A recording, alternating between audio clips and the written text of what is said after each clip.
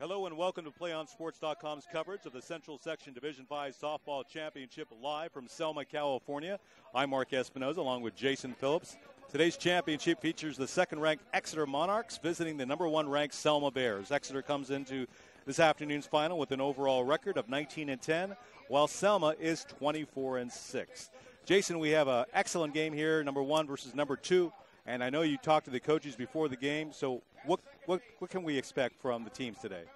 Yeah, that's right, Mark. I talked to one of the coaches from Exeter, and he said, I asked him what kind of game does he expect today, and he said, well, very tough. Both these teams coming out of the same league, the Central Sequoia League, so they know each other. There's no surprises. Selma, as we know, has won 2 out of the 3 this year, but he said, you know what?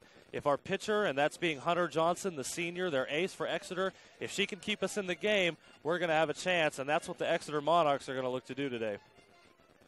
And as far as Selma, what do you expect from Selma? Well, Selma, they're quite a good team. You know, they hit the ball well. They're going to look to go with their ace, Aaron Perez. Aaron Perez on the year sporting a, if I can get my numbers right, a 3.55 ERA on the year, 7-2. So she's capable of getting touched, but you know what? I feel she's going to put her team in a good chance to win today, and if they can play defense, Selma will be right up there with it. This is going to be a great game, Mark. We're going to come down to the wire on this one. We sure are. It should be an excellent matchup for all the marbles in Division 5. So starting up for the visiting Exeter Monarchs is the shortstop, number 10, Gabby Roa. So here's the first pitch of the ball game, and it's outside for a ball. Count is 1-0 here in the early going, top of the first. We're at Selma High School in Selma, California. Thank you for joining us at PlayOnSports.com. Selma, California, by the way, is about a half an hour south of Fresno. And the first or second pitch is high and wide for ball 2, 2-0, to the first batter of the ball game for the Monarchs, Gabby Roa, the shortstop. And one of the Exeter coaches said this was a girl to keep an eye on, Gabby Roa. And first strike of the ball game. Count is now 2-1. We have another beautiful afternoon here in the Central Valley. A little bit of a breeze like we had yesterday at the ball game in O'Neill. So here's the next pitch, and it's bunted and taken by the catcher, who throws it out to first for the first out of the ball game. Well done by Stephanie Cantu. Good recognition, got out of her stance, and good throw to first base. So that's the first out of the ball game. That's going to bring up the second baseman, number 4, Amanda Acosta. And you saw the speed of Gabby Roa getting down the line quickly. So it was a must that play was handled cleanly. And it's a swing and a miss on the first pitch to Acosta for strike 1. Count is 0-1. That was a good swing by Acosta. She's getting her money's worth up there. So Perez on the mound, getting the sign, and here's the pitch. It's low and outside. Count is evened up at 1-1. You're right, Mark. It is a beautiful day for softball. Not a cloud in the sky, slight breeze blowing out. Couldn't ask for better conditions. Here's the 1-1 pitch, and it's low for ball 2, 2-1. The Selma Bears in the outfield are in the black and orange jerseys, while the Exeter Monarchs are up to bat and with the blue and gold uniforms. So the count's been even up at 2-2 with 1 out here in the top of the first. Good little outside-in movement there on the pitch from Perez. Started outside, just broke enough over the plate. Here's the 2-2 pitch, and a swing and a miss. And Acosta goes down swinging for the second out of the ball game. Aaron Perez just blows it by Acosta. Well-placed pitch, high.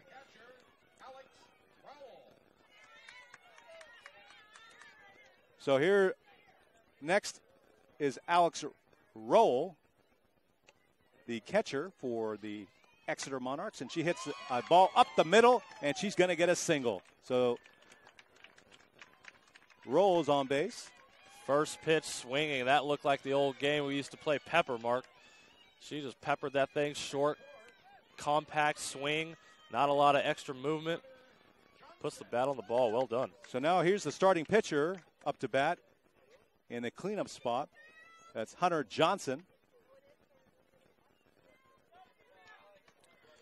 Hunter Johnson with the bat, batting .247 on the year. He's pulled at 20 hits and 81 at-bats.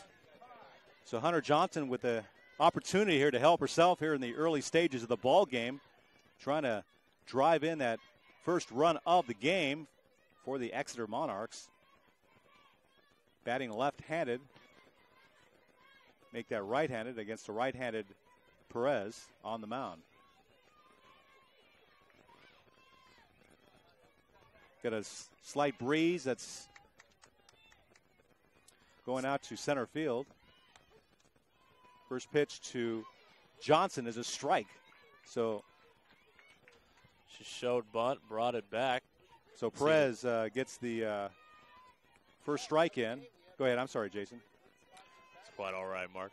Let's say she showed bunt, trying to catch Selma off guard, decided to pull it back. Here's the 0-1 pitch, and it's a single down the left field line, third base line. So that's a hit for Rowell, the starting pitcher. So now with 2 runners on base and 2 outs, that'll bring up the first baseman, Vanessa Grimsley. And a couple of clutch 2-out hits from the Monarchs. Good job by Hunter Johnson right there to find the hole between left and third or shortstop and third, excuse me. Third base playing in front of the bag. So there is a little hole vacated over there. First pitch to Grimsley is in there for a strike. The count is 0-1. Grimsley on the year batting a smooth 200 right at the Mendoza line.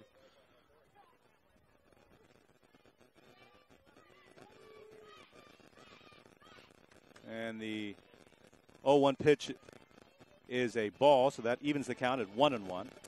That one right there in the dirt from Perez. Good job by Cantu to block that. Here's the 1-1 pitch, and it's hit sharply down the right baseline, right first baseline. Here's the throw to the plate, and she's safe for the first run of the ball game. So in to score for the first run for Exeter, and it's 1-0 in favor of the visiting team. Great hit by Grimsley, only her 16th on the year, but you know what? Marissa Navarro, the right fielder from Selma, threw a laser beam that I thought might have gotten her, but the umpire said safe. That was quite a throw, but good job, Exeter. And so we still have runners on first and second, so we're still in a scoring situation. And coming up to bat is the right fielder, Emily Trowbridge, number 14. Trowbridge batting .289 on the year, 24 hits, 12 runs batted in. Here's the pitch from Perez, and it's in there for strike 1. So some of the pitches that Perez has thrown so far have been over the plate, so that's probably contributed to the 3 singles they already have in the ball game, Jason. Here's the next pitch, and it's hit. Just foul. Down the left field line, foul. Well, you know what, Mark? I always say it's better to throw strikes and force them to beat you with the bats rather than, become a little bit wild and out of control and start throwing balls. Make them beat you with the bat. That's right. No free passes. And they have 3 clutch 2-out hits. That'll get you a run. So the count is 0-2. Low. Good. It's now 1-2. Good take by Trowbridge.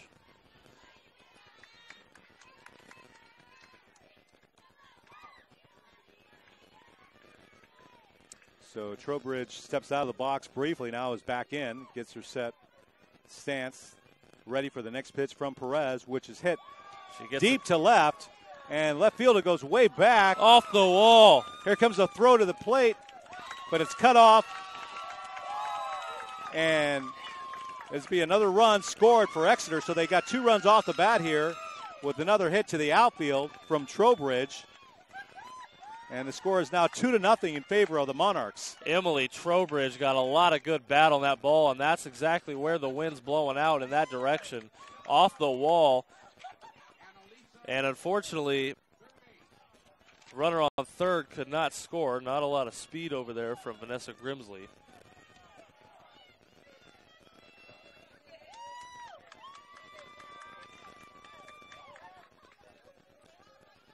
But But that's 4 straight hits now by the Monarchs, and Aaron Perez, after getting the first 2 batters retired, is now run into some trouble. So with runners at second and third, that brings up the third baseman, Annalisa Hawk, batting right-handed. She hits the ball to the second baseman, who puts her out at first base, and that'll retire the side. But after 1/2 inning of play, the Exeter Monarchs collect 4 hits and score 2 runs, and at the end of 1/2 inning of play, it's the Exeter Monarchs 2 and the Selma Bears coming to bat. Do you want to watch more of your school's great matchups like the game you are enjoying here tonight?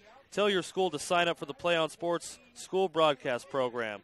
The program allows schools to broadcast all their games and other activities on the web. For more information, go to playonsports.com/SBP.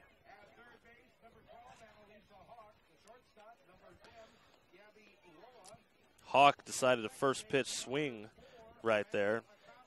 And just a little measly ground out to second. But credit Aaron Perez and the Selma Bears to get out of the inning with just 2 runs put on the board. Okay, here we are in the bottom of the first. The Exeter Monarchs are now in the field, and starting pitcher for Hunter Johnson is going through her warm-up pitches here. We've got Alexandria Rowell in the catcher position. Playing first base is Vanessa Grimsley. At second base is Amanda Acosta. Gabby Roa is the shortstop. Annalisa Hawk is the third baseman. In left field, we have Lulu Souza. And playing center field is Caitlin Lopez. And in right field, it's Emily Trowbridge. That's right, Mark. We get our first look at Hunter Johnson now, the senior. 1.41 ERA on the year, 18-10 in 28 appearances. 178 innings pitched on the year. This girl could sling it. She is effective. Selma going to have their hands full tonight. So leading off for the Selma Bears, already down 2-0 here, but we're very early in this championship game. Alicia Marshall is up, and she's the shortstop. First ball is low from Hunter Johnson. You know, I was watching Johnson warm up along the third baseline when I first got here, Mark, and she was on point with her pitches. The glove was popping. I could tell this girl was going to be on it today. Second pitch is hit to the third baseman. That's Hawk, who throws to first, but not in time, as Marshall gets on base with a nice single. How about the speed of Alicia Marshall? A little chopper that was fielded cleanly by the third baseman, but just the speed was able to beat it out easily. Now up to bat is Ariana Ontiveros, the second baseman, as she stands in at home plate. Here's Johnson with the pitch. Another swinging bunt home just about, and just in time to throw to first. So she's retired, but moving up to second base is Elisa Marshall. So with 1 out in the inning, they do have a runner in scoring position, and that'll bring up Emery.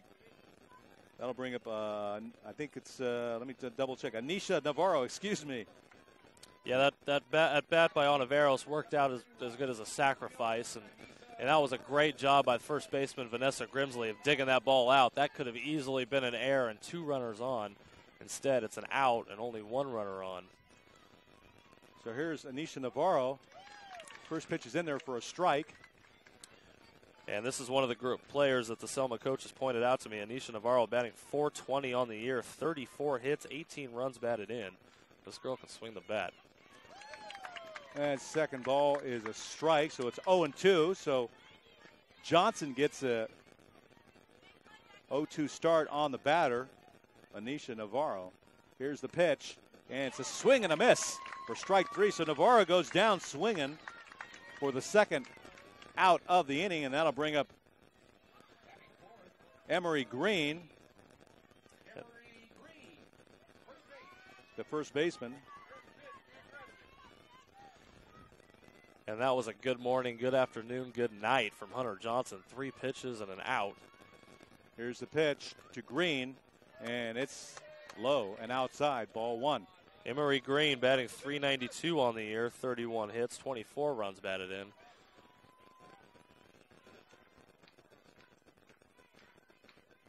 Here's a 1-0 pitch, and it's low, ball 2. Tied for the team lead in home runs with 5 this year.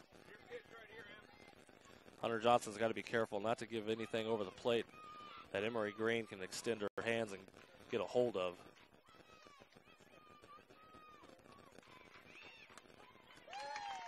And it's in there for a strike. So count goes to 2-1 on Green.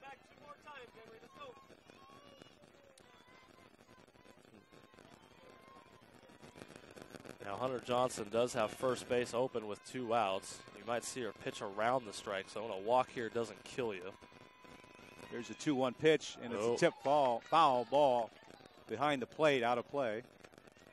And Hunter Johnson caught a break there.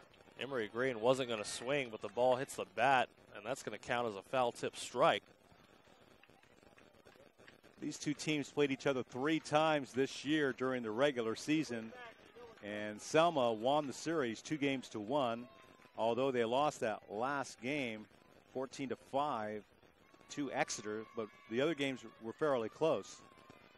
So they do have a pretty good history with each other this year. Here's the pitch to Green, and she strikes out to retire the side. Ooh, a little inside-out movement from Hunter Johnson that Emery Green was just a little bit fooled on, and great job by Hunter Johnson and the Monarchs to get out of that inning. So the Selma Bears in their first at-bat get a single, but score no runs. At the end of 1 full inning of play, it's the Exeter Monarchs 2 and the Selma Bears nothing.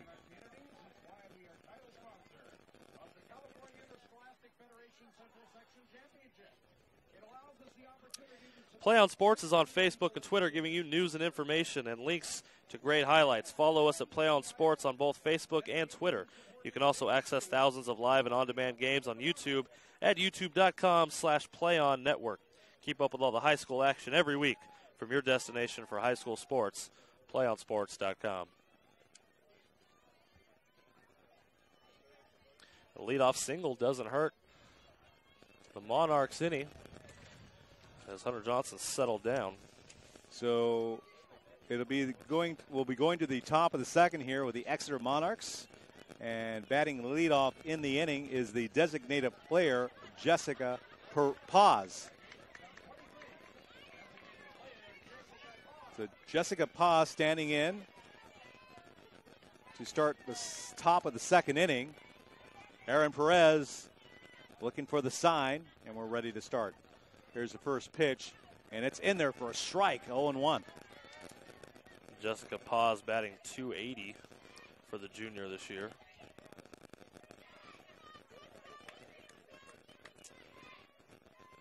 There's the next pitch from Perez, and it's hit over to the shortstop, Alicia Marshall, who retires it on the pop. Good play by Marshall. She took a step in at first and then realized that she might have to not come in as much. Good play by Marshall. So it's an out for Paz. And next up is the center fielder, Caitlin Lopez, who chops it down the third base line. Here's a no play, as she definitely was up that first base line and had no chance, Jason. Yeah, that was actually a smart play by Marshall to not even throw the ball. She was going to be safe anyway. Didn't want to force an error and end up having Paz batter get to second. So it was a nice infield hit by Lopez. That'll bring up Gabby Roa, who in her first at bat grounded out to the catcher. Roa batting a smooth .427 this year, 38 hits, team's leading hitter. And it looks like they thought that Roa was going to bunt, so we had some action in the infield there. So we have Lopez rather, at first. Here's the pitch, and it's a pop-up. It's popped up to Ontiveros, who makes the catch for the second out of the inning. Yeah, Gabby Roa just got underneath that ball. Nice level swing, but too much of the bottom of the ball. Sent that one straight up. Now coming to bat is Amanda Acosta, the second baseman. And she was thrown out by the catcher in the first inning. And she stands in, hit to the second baseman, who bobbles it on the grounder. And that'll send the runner to third safe as she slides in So runners at first and third with 2 outs here in the top of the second for Exeter as they continue to threaten here in the early part of this ball game. That was a tough break for second baseman Ariana Ontiveros. Ball took a couple hops and hit the dirt and took a high bounce. She was not ready for it. Hit the top of her glove. That's going to go in the book as an error, I would imagine. And now Exeter in business again. Runners on the corners. So now it's Alex Rowell, the catcher, at the plate. First pitch is outside. Looks like they were doing a pitch out there as nobody was going on that pitch. Probably more. Well, there's no stealing. There's no stealing of bases in softball. So definitely they were looking for the bunt, I would think. And so they're going to look like they're going to walk her intentionally. Well, she is batting .500 on the year. That's a good reason to walk her. I mean, you know. She singled in her first at bat. Yeah, so they're definitely going to walk her. And you don't want her doing damage with 2 runners on base. So take your chances with Hunter Johnson up next. And don't forget, though, Hunter Johnson, the starting pitcher for Exeter, got a single in her first at bat, so she's looking to help herself again.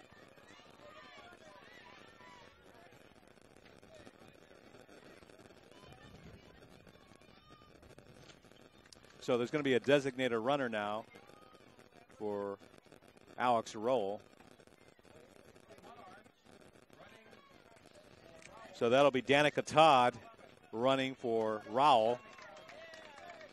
And at the plate is Hunter Johnson with the bases loaded. 2 outs here in the top of the second. Exeter leading 2-0. First pitch is low. 0-1.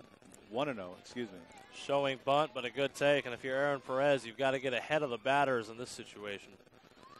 You don't want to fall behind 2-0 or even 3-0. Here's the next pitch from Perez. And it's gets by the catcher, but nobody moves up as Cantu quickly gets the ball. Perez wisely charges the plate to take the throw, but and that was actually a strike, even though it got by the catcher, so count evened up. 1-1 on the count. Here's the next pitch from Perez, and it's in there for a strike, so she gets ahead of Hunter Johnson. 1-2 with 2 outs here in the top of the second. Exeter leading 2-0. They are the second-ranked team in the Central Section, Division 5. And next ball is low and outside. 2-2. Good take there by Hunter Johnson. That ball's inside. If she swung at that, I was going to foul that off. So a key situation early here. And she's caught looking for strike 3, and that retires the side. So Johnson goes down looking, and we had no hits in that inning from the Marnix and no runs. So at the end of an inning and a half, it's still 2-0 in favor of Exeter. And that was great strategy by the Selma Bears that paid off. They elected to not pitch to Alexandria Roll and go with Hunter Johnson, and it ends up working out. Here's the pitch, and it's outside. 1-1. You know, Hunter Johnson doing a very good job of not giving anything that the Selma Bears could really make solid contact on. Everything's just been a little chopper, maybe a pop-up. Oh, swing and a miss by Perez. A little rising fastball that Perez couldn't catch up to. You're right, Jason. So far, Hunter Johnson has had good control. Has been able to locate her pitches very well. Hasn't given the Bears much to hit. And how about this, Mark? She's going to switch sides of the plate in the middle of the count.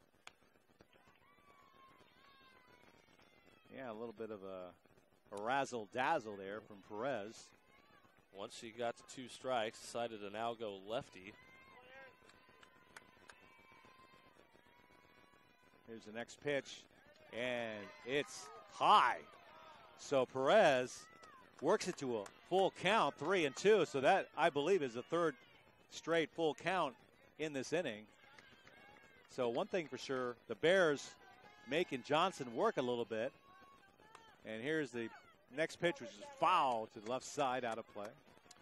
And that's all you could do, Mark. When you're an offensive team and the pitchers, and you know the pitcher is a good, solid, thrower of the ball, you got to make them work, battle one pitch at a time, fight them off.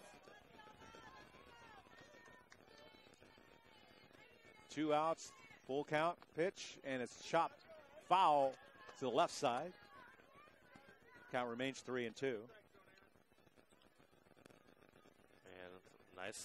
another nice little battle between pitcher and batter here, Perez and Johnson.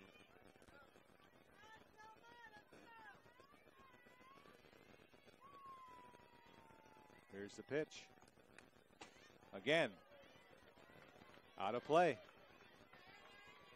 So Perez really working her counterpart Johnson at the plate. This is what you do. This is what you want to do. Put the pitcher through some adversity, make her get a little frustrated. 8th pitch of the at-bat. 3-2 pitch. Tipped. Foul. And we're going to do it again. So that's got to be at least probably 8 or 9 pitches at least in this at-bat. Absolutely. So, and you said that Perez was batting like 111. 111 was. She certainly is not a 111 hitter right now. I mean, she's definitely working the pitches, making contact at least. Just trying to hit it between the lines. Oh, and she's caught looking for the 3rd out of the inning. So Perez finally is caught looking for the 3rd out of the inning. And at the end of 2 full innings, it remains the Exeter Monarchs 2 and the Selma Bears nothing. Great pitch by Hunter Johnson, a little outside-in cutter, if you will, that found the outside of the plate, and Aaron Perez had given up on it. And good job by the Monarchs. They're not going to let Selma take this one that easily. You're watching the Central Section Division 5 Softball Championship from Selma, California on PlayOnSports.com, your destination for high school sports. I'm Mark Espinoza alongside Jason Phillips. Folks, stay tuned for the PlayOnSports.com postgame show where we will select our player of the game. That's coming up following the game immediately once we're done. And it is on your destination for high school sports, PlayOnSports.com. Nowhere near determining our player of the game just this far, but it will be following the game as well as the postgame show.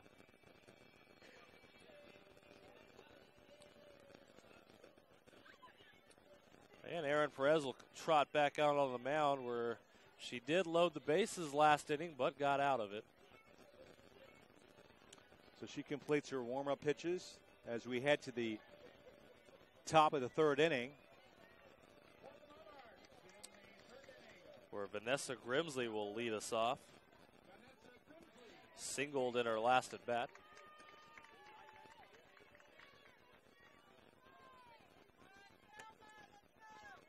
So Grimsley stands in. Perez looking in. Here's the pitch. And it's chopped foul to the left side. Out of play. Counts 0-1 to Grimsley. We're in the top of the 3rd. Outfield is shaded in just a couple steps.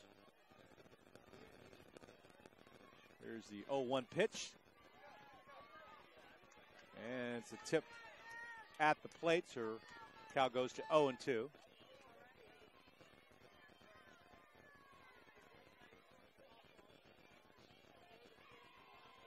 Here's the 0-2 pitch.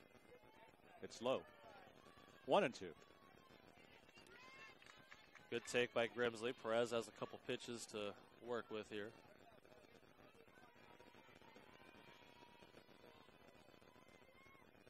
Grimsley holding the bat high. Here's the next pitch. It's chopped foul. So Grimsley going out a little bit out of the strike zone. He hit that pitch foul. Well, with 2 strikes, you're looking to protect, swinging at anything close. Grimsley just got the head of the bat on that one. And it's chopped foul, or chopped up the middle for a base hit.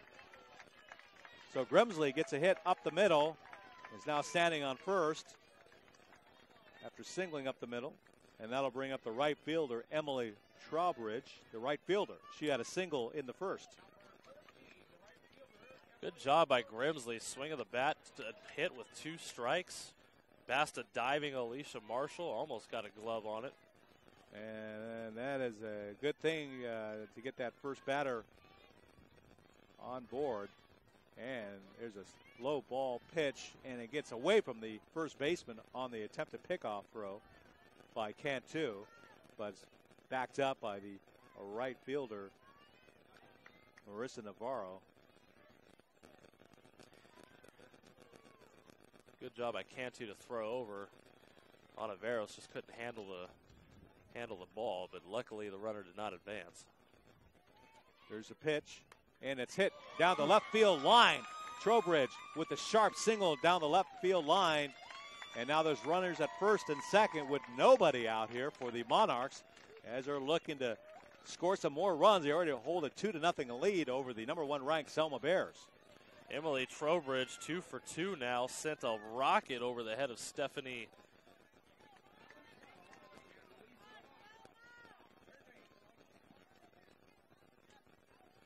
Not sure what the last name is, pronunciation of it, is that? Almagar? Stephanie Almagar? Almagar?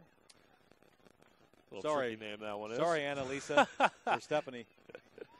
She was playing in a few steps for third base, just not enough reaction time for that line drive. Up to bat is Annalisa Hawk, the third baseman.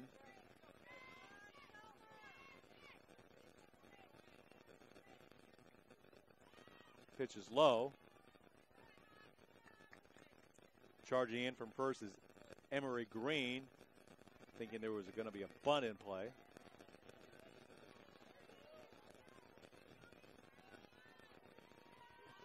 Count is 1-0 to Hawk. Next pitch is chopped to the left field, or third baseman who bobbles the ball, can't make a play. Almagar bobbles the ball, can't make a play. So now there's going to be a conference on the mound. And a tough back-to-back plays over there for Almagar, as she couldn't handle that chopper cleanly. And now the bases are loaded. Aaron Perez, no outs. Selma Bears are in a tough spot. So I would think that would be an error. Yeah, absolutely. On Almagar. So Hawk now standing on first. And the bases are loaded with nobody out. And Jessica Paz due up. Flied out in her first at bat. Yeah, pop up to the shortstop.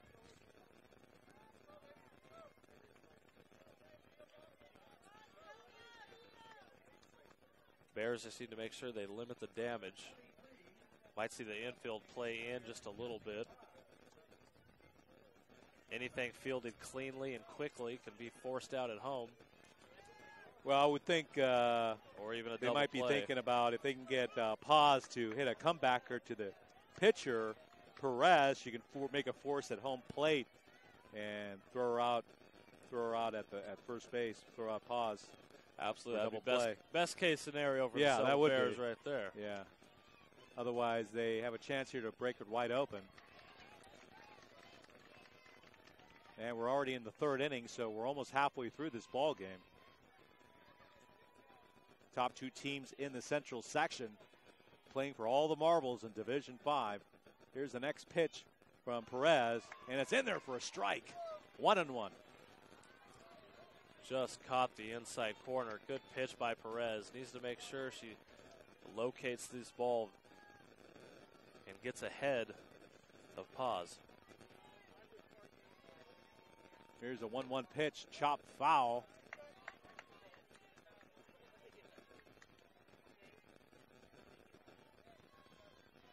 So the count goes to 1-2. And the runners cannot lead off in softball like in baseball, so that's why they're standing on the bags. Here's the next pitch. It's chopped foul again. So another high-stress inning for Perez on the mound.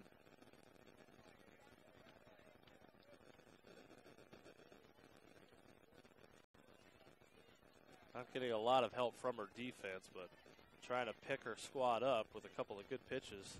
And she can do so right here with one strike. Yeah, that defense is going to have to make the plays to try to limit the damage here with nobody out. Bases are loaded. Here's the next pitch, and it's high and wide. Count is now 2-2 to the right-handed batting Jessica Paz, the designated player. Here's the 2-2 pitch from Perez. And it's hit foul to the right side. Count remains at 2-2. We're in the top of the third here at Selma High School. Great job by Paz to keep battling, keep fighting off pitches, until she finds one she likes. Paz gets ready in the batter's box. Now stands in, ready for the next pitch, and here it is. Pop, back, out of play, over the backstop. And the Monarchs have good speed at first and second, so anything in the gap or anything to the outfield will score at least 2.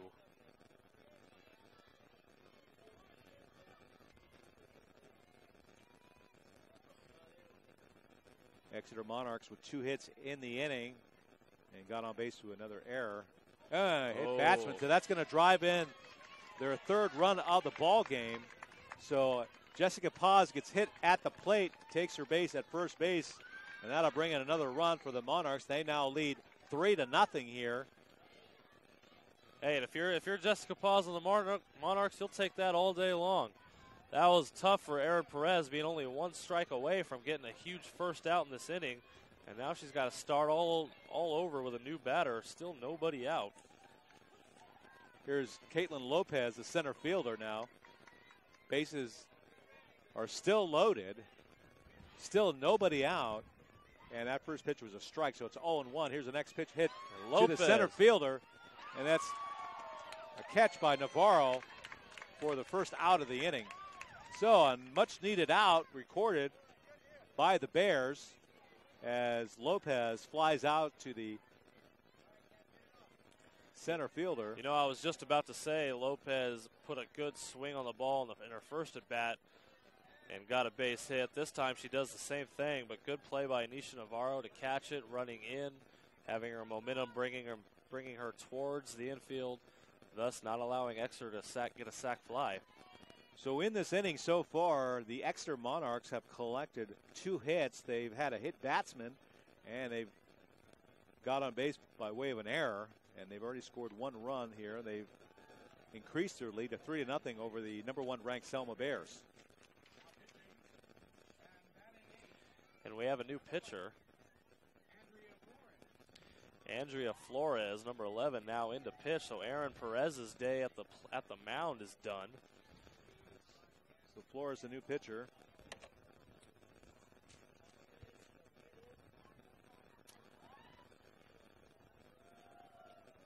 Yeah, Selma and Coach Kellen Kubo decided not to wait any longer. Maybe a little bit of a short string, short leash. But I can't take any chances in a division final, Mark. No, it's you have to if you get too far behind, then you have a really small chance of coming back. So you have to do everything you can in your power to keep it close, keep your team in the game, and the pitcher's not holding runners or giving up the hits, then you have to look for an alternative. And we saw that yesterday in the boys' final that we did, Sierra Pacific and Minarets High School. Sierra Pacific got out to a 6-0 lead, and Minarets just could never muster up enough offense to get back into the game. So you're right, can't let it get too out of hand too early. So up to bat now for Exeter is Gabby Roa, the shortstop, who in her 2 previous at-bats grounded out to the infield and also flied out to the first baseman. Here's the pitch from the new pitcher, Flores, and it's in there for a strike. And Roa looked at a good one right down the middle, 0-1. And you know what? Having one of the Monarchs' best hitters come up to the plate may have also been the in-doing for Erin Perez. Bases are still loaded with only 1 out here. Here's the next pitch from Flores, and it's chopped to the third baseman, Almager, who throws to the plate and gets the runner, cuts down the runner for Exeter. Trowbridge is gunned down at the plate for the second out of the inning, so good defense there by the Selma Bears to throw out Almager at the plate. Nice job by Almager over there at third base. Fielded it cleanly and atoned for that misplay that she's had earlier in this inning. Getting the force out at home. So that'll bring up Acosta, the second baseman, batting left-handed. Andrea Flores, the pitcher, with ERA of 3.15 this year, and she's had 5 relief appearances. Been has the Bears' best team ERA. Next the best pitch ERA strike. on the team. It's 1-1. So it's 2 outs in the inning. Bases are still juiced. And the Monarchs leading 3-0. Here's another hit ball to the catcher. Flores mishandles. So another error on the play. And another run comes in for the Monarchs. And they now lead 4-0. That was really misplayed by Flores out there. She was just real slow getting down to the ground to get that ball. And ball ate her up, and that's a huge out. Could have ended this inning. Actually, the score remains 3-0.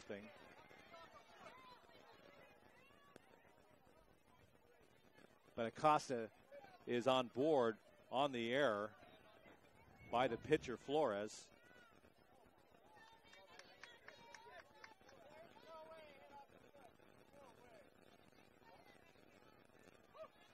So the coach for the Exeter Monarchs is arguing the call, but the call is denied. So Flores looks in, 2 outs in the inning. Exeter still leading 3-0. Here's a pitch from Flores, and it's popped up out of play.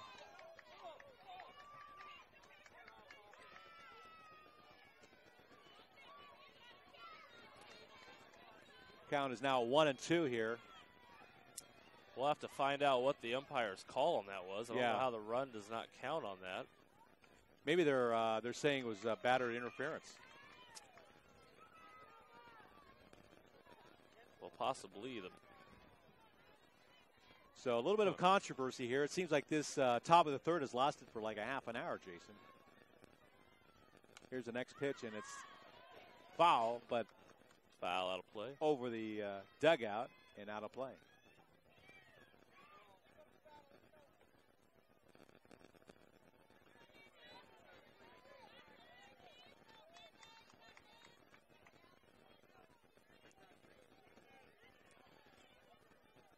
So Amanda still. And Acosta, just a freshman. Low. And showing good patience at the plate. Count is 2-2.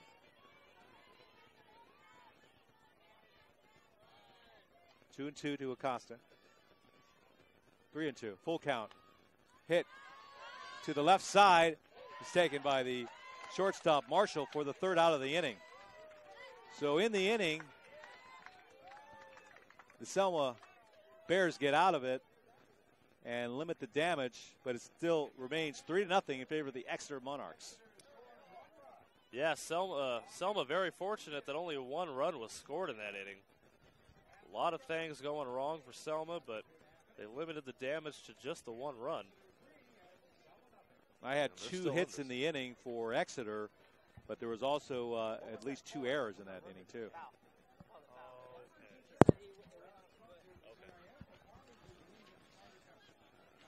And I got word on that play that happened just a moment ago why the run didn't count, as the umpire ruled it foul. I was unaware of this. Okay, yeah, we were confused on that one.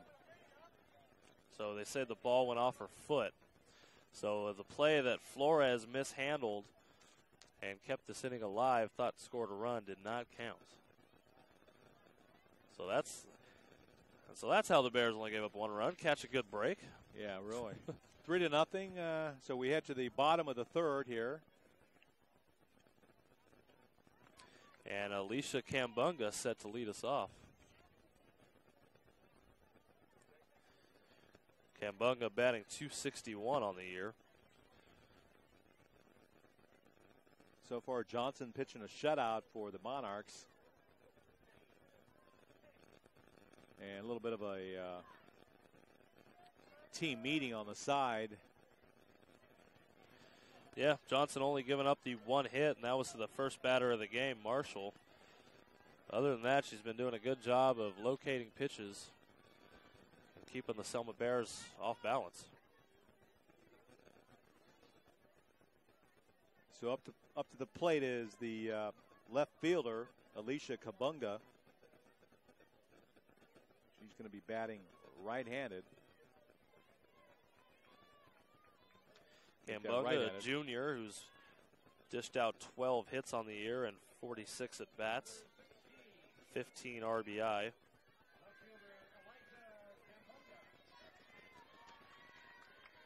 So the right-handed Kabunga against the right-handed Johnson. Here's the pitch from Johnson, and it's fouled at the plate.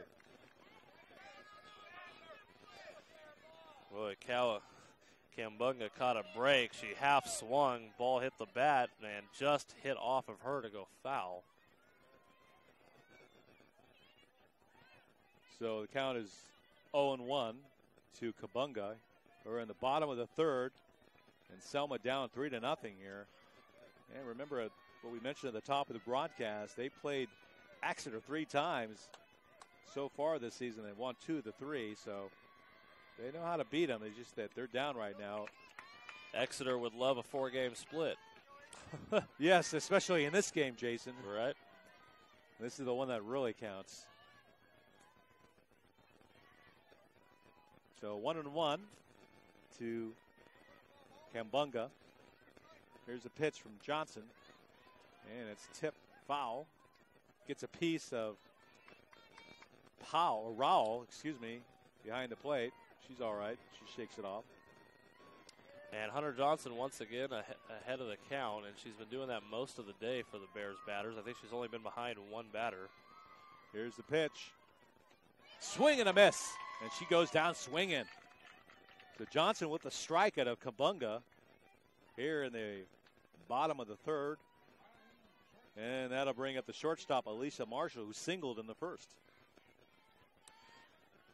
Marshall with blazing speed. If she just about puts anything in play, she's going to be safe. Whenever you can get your leadoff batter out, as Johnson just did, that definitely puts a crimp in your rally potential.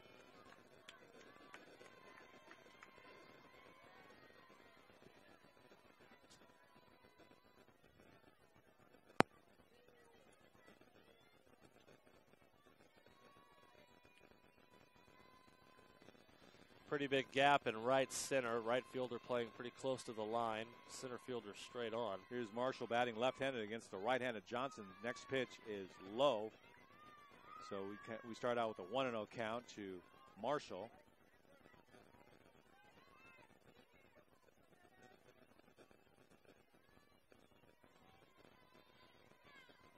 Here's the 1-0 pitch, and it's popped up to Johnson, who catches the ball on the easy pop-up to retire Marshall. So Marshall flies out to Johnson. Easy play for Johnson, and that's bad luck for Selma because she's, with her type of speed, she needs to put the ball on the ground, almost, be able to beat anything out. She puts it in the air like that, doesn't give herself any bit of a chance. Tough break for Selma. So that's going to bring up now the second baseman, Ariana Ontiveros, who got on board the fielder's choice in the first. She stands in here. First pitch to Ontiveros is a ball. 2 outs in the inning. So right now it seems that Johnson, Jason, has found her groove on the mound, is in a pretty good rhythm right now. And that's in there for a strike, 1-1. Absolutely. She's retired 4 straight. If you throw out the hit batter she had, she's actually retired 9 straight. Here's the 1-1. Swing and a tip foul, 1-2.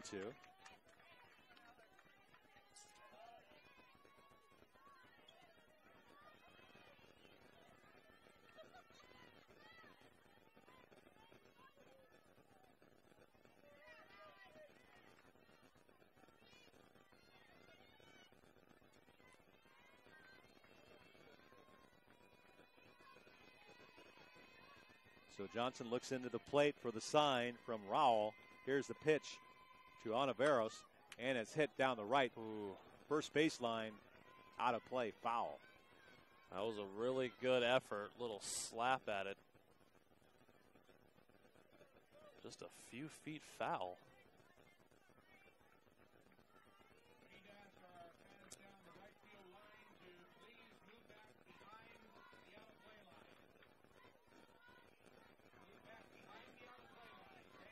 Here's a 1-2 pitch to Ontiveros, who chops it to the third baseman. Hawk throws to first to retire, and to retire the side. So we played 3 full innings. In that inning, no hits, no runs, and at the end of 3 full innings, here in this Division V softball championship, it's Exeter 3 and Selma nothing. Hunter Johnson is dealing. Great 3-up, 3-down inning. Annalisa Hawk, great play. Decided to field it on a short hop, made it tough on herself. But a good clean inning by the Monarchs, and just a couple innings away, Mark. You just got to finish it out strong.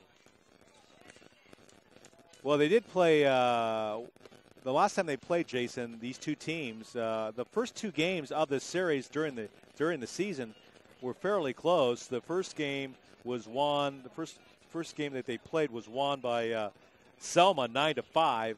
And then Selma also won the second game between the two teams 4-2. So they were fairly close games. But in the third game, Exeter let Selma have it, winning 14-5. So they could score some runs. So, 3-0, yes, 3-0. But still some time for Selma to come back. The home team, they got a pretty good crowd on hand. Their home fans are out in force today, and hopefully we can get some runs here for the Bears and make it a close one for all to see here.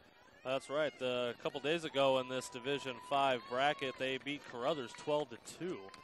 Just unloaded on them. So, this Selma team can put some runs up on a board. But they're going to need another good inning out of Flores to keep this thing close.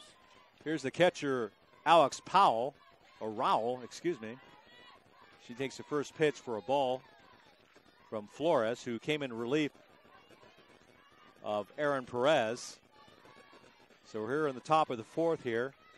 Here's the pitch from Flores, and it's popped up to the third baseman, Almaguer. And she can't make the play. Almaguer lost it in the sun. That was a playable ball. Should be an out. That's tough. Remember, Roll was walked in her last at bat to load at the bases. Selma wanted to pitch to Hunter Johnson. And now Roll should be out here. Hopefully she doesn't do any more damage. Roll is a very tall girl, so she definitely has a big strike zone. And the ball is outside for a ball, though. Count is 2-1 to the catcher. We're just underway here in the top of the 4th. The visiting Monarchs lead 3-0 in this championship game. And there's a deep drive to left field, way back, and all that the left fielder Kambunga can do is look at it go. So Rowell, touch them all, as they now lead the Selma Bears, now trail actually the Exeter Monarchs 4-0 on the solo shot from Rowell. You know what, Mark? The wind's blowing out that way, but that ball, how hard that was hit, the wind could have been blowing in, and that ball was still getting out. I think Reedley just found that. I think that ball just landed in Reedley, Mark, but good Lord. Yeah, as soon as Rowell hit that ball, you knew it was out. It just had that sound to it. Belt high, she took that one deep, and there's a good reason as to why they intentionally walked her in her last at bat with 2 runners on. And it goes back to the pitch right before that. Almaguer losing the ball in the sun. Should have been an out. She should have been retired. And it comes back to bite the Bears. So here's the next pitch from Flores. And as a hit to the right fielder, who makes the catch. Navarro on the catch for the first out of the inning. Well done by Navarro. You know, those line drives straight at you are pretty tricky to judge. So Johnson flies out to the right fielder. And that'll bring up Vanessa Grimsley, the first baseman. She's had 2 singles in this ballgame already. She's 2 for 2.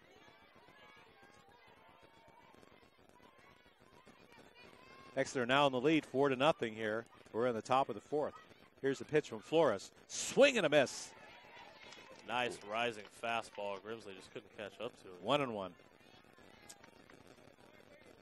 I believe that pitch that Raul hit for the home run was a fastball, but it was right at the belt. It was belt high and timed well by Roll. Here's the pitch from Flores, and it's chopped to the first baseman. It's going to be a foul ball, though. Green tried to glove it before it went foul. Nice idea.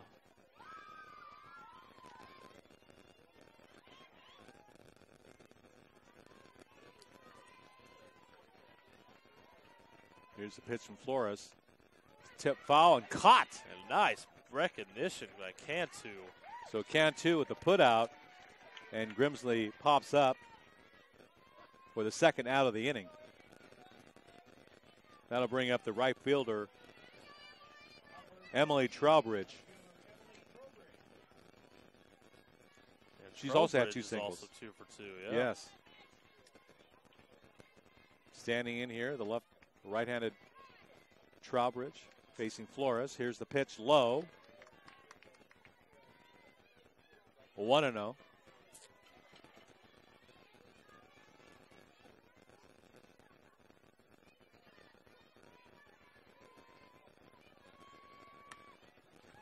Hit foul, out of play. 1-2. That was a good cut right there by Trowbridge.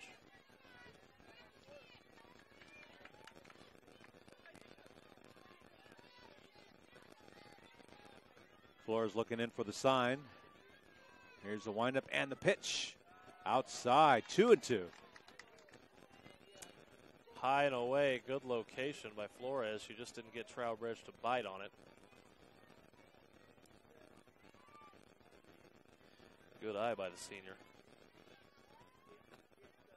Another high pitch. So it's 3-1 now. Trowbridge definitely in the driver's seat here at the plate. Looking to get on here with 2 outs. Start another rally for the Monarchs, as they now are in the lead 4-0. Here's a pop-up to the shortstop, second baseman rather, and she puts it away. Ontiveros on the put-out. So we've played 3.5 innings. In the inning, the Exeter Monarchs had 1 hit. It was a home run by Raul, and they now lead after 3.5 innings, 4-0 over the Selma Bears. And the Selma Bears need to get those bats going. Due up in this next inning is going to be the 2-3-4 hitters, Ontiveros, Navarro, and Green. So it's the right part of the lineup. And Ontiveros is going to need to get him started with a base runner.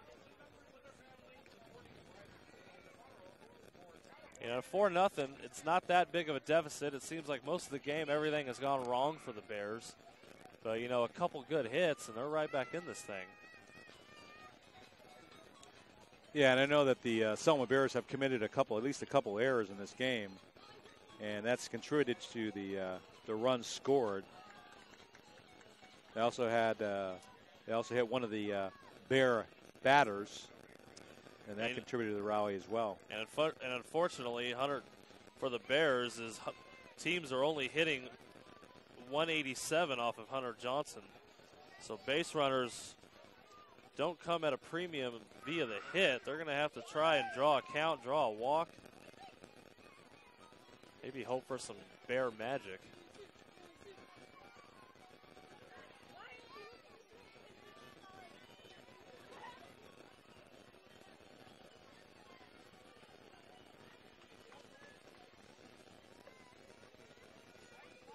So Johnson's still on the mound for the Monarchs. She's pitching a shutout here, 4-0.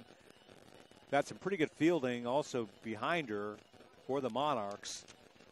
But for the most part, the Monarchs have taken advantage of some sloppy fielding by the Bears and some power hitting to boot, along with Raul's home run. And they're up 4-0 here. I think I might actually be mistaken, Mark. It looks like Anissa Navarro is going to lead off the inning, not Ontiveros.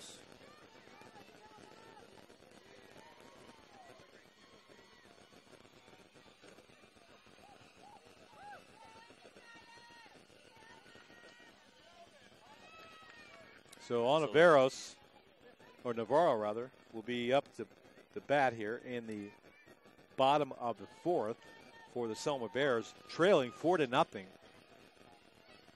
They need to get some hits in a row and then put in a blast. So a couple of bloops and a blast get them back into this game.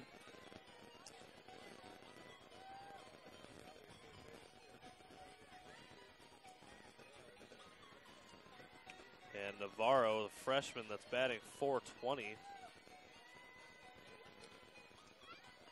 leads the team in hits. This is the girl you want up to lead off this inning. She struck out in her first at bat.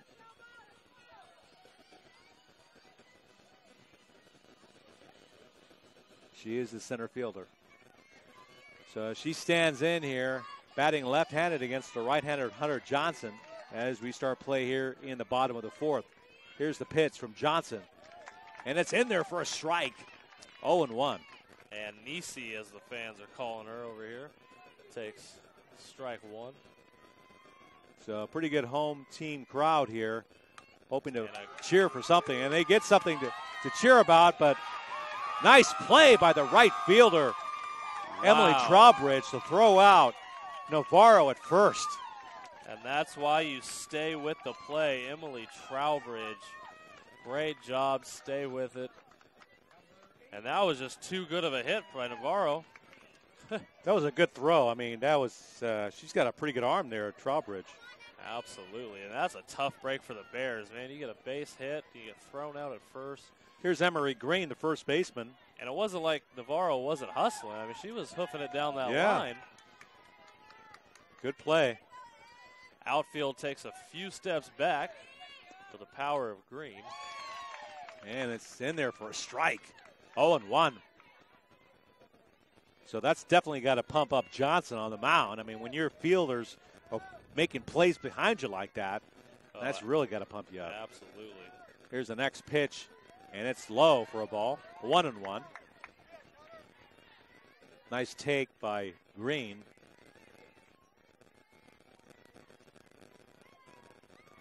The outfielders are deep on Green,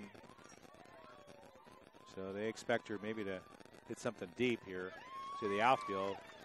Next pitch is inside for a ball. 2-1 as Rowell questions the umpire on that call. Green struck out in her first at bat, but remember she took the count full. That bat's pretty much going similar to as the last one did, off to a 2-0 start. Here's the next pitch. Swing and a miss. So Johnson throws it past Green for the second strike. 2-2. And that was really the first challenge fastball that Johnson has thrown Green, her first big cut of the day. So it seems like Johnson, with every inning in this ball game that passes, seems to have more and more confidence out there. And a swing and a miss, and Green goes down swinging. Wow. Johnson. Wow, indeed. Hunter Johnson just blowing it past Green. Johnson throwing the gas. In a row. So up to bat is now Allie Trevino, the designated player. Actually, Mark, we have a pinch hitter. Okay. Number 15.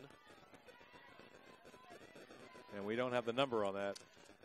Well, our roster does not have the number. So it's a pinch hitter for Trevino.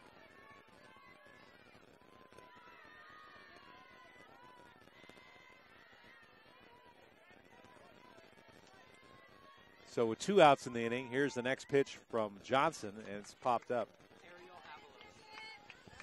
Batter is Ariel Avalos, the freshman, batting .300 on the year. So she is now substituted for Allie Trevino. Count is 1-1 to Avalos.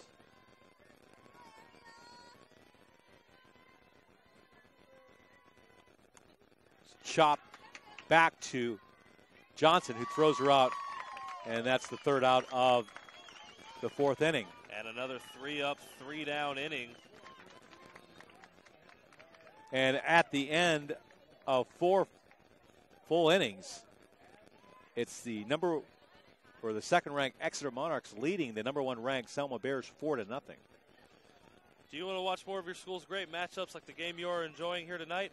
Tell your school to sign up for the Play on Sports School Broadcast Program. The program allows schools to broadcast all their games and other activities on the web. For more information, go to playonsports.com/SBP.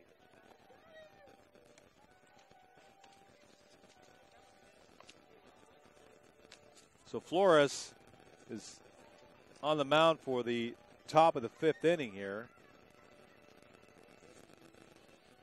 trying to keep the Bears in the ball game. Yeah, the Bears just can't get to Hunter Johnson, and they are in trouble if they can't.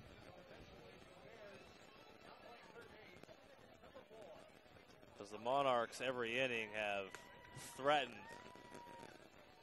At the minimum, they've at least threatened to score runs if they haven't put up runs. And Selma right now, they're not even at the point where they're threatening to score. So here we are in the top of the 5th inning. Up to bat for the Monarchs, who lead this game 4-0, is Annalisa Hawk, the third baseman.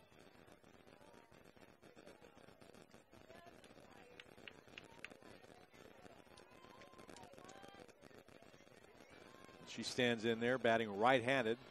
Hawk 0 for 2 on the day. Here's the pitch, low, and then in the dirt. It's 1-0.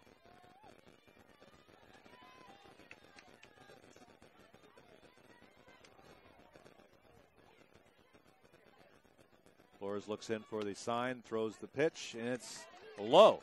Ball 2. Good take on a ball low and inside.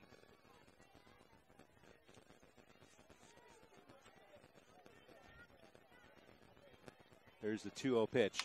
Hit nice hit. Sharply up the middle for a single.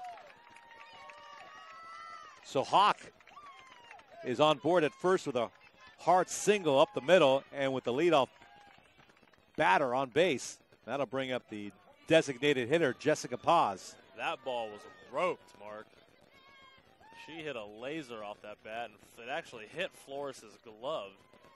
Just the ball was coming at her so fast, couldn't move the glove in the right angle to catch the ball. And a leadoff hitter on for the Monarchs. Last time Paz was at the plate, she got hit by a pitch.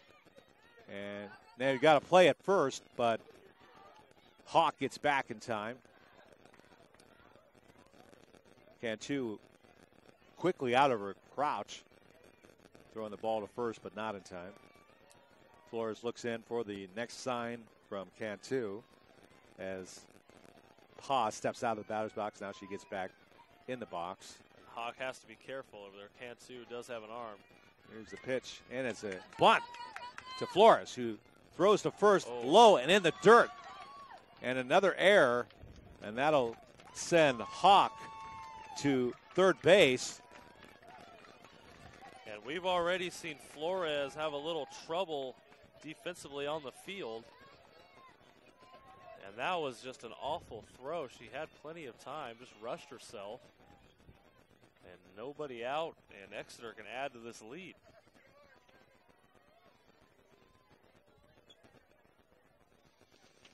So nobody out here with 2 runners on base at the corners, first and third. And the center fielder, Caitlin Lopez, who flied out to the outfield in the third inning, but did have a single in the second. So she's 1 for 2 in this ball game. Cheyenne Wills, number 5, is going to come in and pinch run for Hawk. So Flores in a jam here. Excuse me, for Paz, actually. Here's a pitch. Here's a. And so there's Wills stealing second right off the bat. Wow. It's good base running. Now with 2 runners in scoring position, Flores has got to try to strike out, I would think, Lopez here at the plate. And another bunt to Flores, who makes the throw to the plate not in time, scoring on the plate. They got her. And they've got her at second, but not at the plate. I like the bunt. just because to put Flores in the position to field the ball, she's already shown she's a little bit slow off the mound. Runner on third, which I believe was Hawk, beat it home in plenty of time. But the Bears did a good job to get the runner at second. But a run comes in to score, and the Monarchs now lead 5-0 here in the fifth. And on Will's steal attempt, the Bears were napping and nobody was covering second, which allowed her to steal. And that's why I think the batter Lopez, I think that's why she tried to go for second. She figured the Bears might be napping and no one would cover second. So here's Gabby Roa at the plate, looking to do more damage for the Lady Monarchs. Here's the pitch from Flores. It's low. Count goes to 2-0 with one out here in the top of the fifth. Exeter now leads 5-0 for the division championship.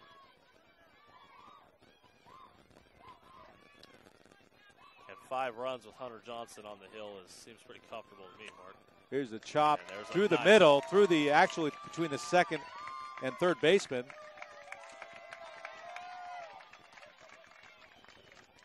So Lopez gets on base. Well-positioned hit right through the third base and shortstop. And Flores needs to limit the damage. So here's Acosta, the second baseman. Excuse me, that was Rowe with the single. Here's Acosta at the plate. Batting left-handed against the right-handed Flores. Here's the pitch by Flores, and it's low. Missed somewhere. Count goes to 2-0. So both Flores and Perez for the Bears have kept their fielders out there a long time in some of these innings. Jason, they've struggled at times against this Exeter lineup, and it's put a lot of stress on the outfielders, infielders. They've been out there a long time in some of these innings. Well, yeah, it comes down to bad defense and getting behind in the count, just throwing a Here's lot another of pitches. Swinging bunt, and it's thrown to first, but no play is made. So here's the runner going to home plate, and there's a collision, and she's tagged out at the plate. So Gabby Roa attempts to steal home on the play, and she's hurt. Hopefully it's all right. But there was a collision at the plate with Cantu. Roa came in down the third base line on the air at first, tried to score all the way around, coming around third, and there was a collision with Cantu and is now down, and hopefully she'll be all right. That was all started with Almaguer's short hop throw to first. Marissa Navarro, she's already shown off her arm earlier in this game, threw a laser ball a bit up the line, and the only reason why Roa didn't score was Stephanie Cantu became a wall trying to catch the ball, and then good job backing up. First baseman Emery Green was there to just pick up the leftovers, tag her out easily. Exeter lucky that another run didn't get on the board there.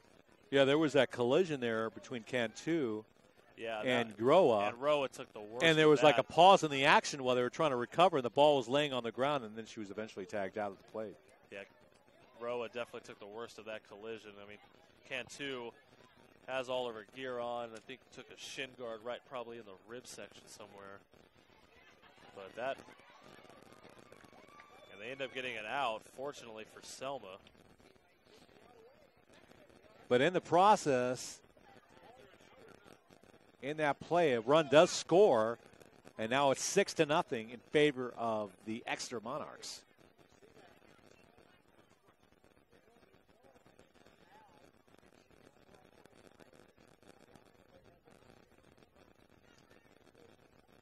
Now we're getting a explanation from the umpire. Well, there was no out recorded, and there was no run recorded. Oh, okay. So the umpire, from what we overheard him, if he holds his arm out, it's called obstruction. Okay. Now, if he deems that the runner would have scored had there not been an obstruction, then he can award them the plate or not. So he awards them the run based off the obstruction call. So that's now no longer fortunate for Selma. That turns into a bit of a big mess. Well, that's true. In softball, I was reading how the catcher can't obstruct the plate. You can't block the plate, like in Major League Baseball. See, I don't know if I necessarily agree with that then, because I don't think she was blocking the plate. She was trying to field the ball. I'm not sure if that goes in with the obstruction call. It's hard to say. That just looked like a normal softball play to me. Catcher trying to field the ball. Right. Hits the runner. Or maybe she trying to catch the ball, trying to field the ball that was thrown to her, but she was on the third base line right there, and maybe that's what he called. Umpire obviously felt that she was obstructing it, not just trying to field the ball. So the score is now actually 7-0. So they actually scored 2 runs in that series of plays we saw at the plate, and guess who they're walking now?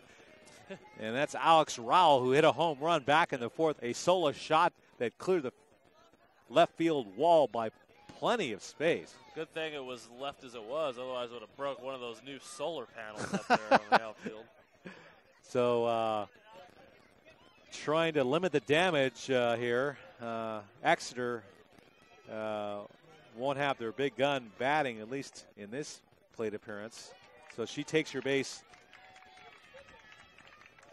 Grateful that she's being walked. But I'm sure she would prefer to be at the plate trying to hit something out again.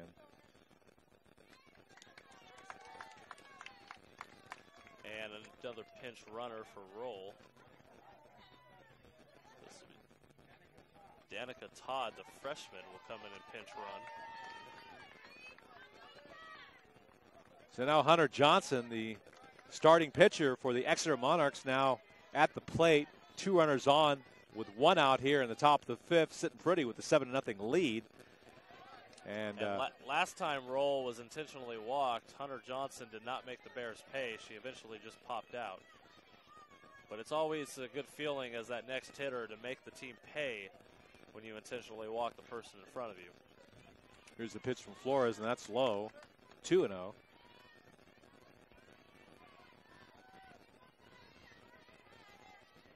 And the shadows just starting to creep onto the field. Flores looks in for the sign. Here's the pitch, and it's high. Here's the steal attempt, and she's in there at third. So nice running by Todd, who was the pinch runner for Rowell. So a good move by the coach of the Exeter Monarchs, Kellen Kubo. And, you know, on that play, the ball actually beat the runner, but third baseman Almager just couldn't get herself around to make the tag in time. So both runners are in scoring position, second and third, with 1 out in the inning. And Johnson now with a 3-1 hitters count.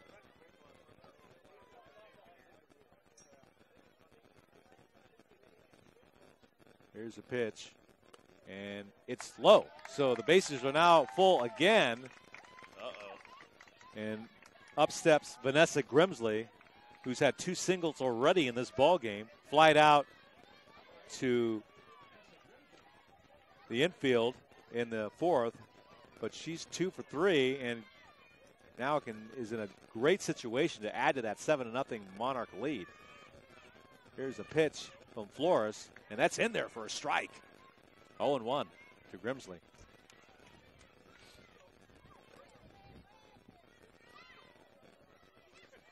Boy, the Bears need an out in the biggest way. They need Flores to create something on the mound. And if I'm not mistaken, even in a championship game like this, Jason, if in fact Grimsley can clear the bases, that would bring in the mercy rule, and this game would be over. Here's a ball hit to left fielder, the left fielder Kambunga, who makes the put out and throws quickly back to home plate to prevent another run from coming in. And that's a tough play. She's got the sun right in her eyes, makes the catch, and the run does not score. So that was the out that the Bears needed, because it was a sacrifice opportunity, now no longer with 2 outs. But Flores needs to get out of this here at 7-0. Emily Trowbridge is now at the plate. She's the right fielder. She's 2 for 2 in this ball game. Bases are still loaded. Here's a pitch pop-up, to the infield. And it's dropped in and she's safe at the plate. So coming in to score is the pinch runner, Danica Todd, who scores on the play. With the play at the plate, it all started with a pop in the infield, and nobody could catch the ball. Maybe they've lost it in the sun, lack of communication. You know what, Mark? A lot of the blame on that play's got to go to Flores. She put her glove up in the air, acted like she was going to catch it, and then at the last minute decided not to. I mean, the outfielders were a little bit late getting there, but for all intents and purposes, it looked like Flores was going to get underneath that ball and then didn't. And she's had a rough go defensively on the mound. And then I don't mind Exeter being a little aggressive on the base pass, being up 9-0. See if you can take that extra base. It did get an extra run in. But Selma got out of it, thankfully. And it is going to take one heck of a couple innings for the Bears to get back into this. So Exeter now. And Hunter Johnson has been taken out. It looks like it's going to be Gabby Roa on the mound now. Oh, is that Johnson still? Yeah, Johnson's still in there. Still in there. I thought that was 10, not 18. There we go. But never mind what I said, Mark. So it's a 9-0 lead now here as we head to the bottom of the fifth. Johnson has pitched one heck of a ball game. And no reason for her to come out of this game. No. I think she's going the distance.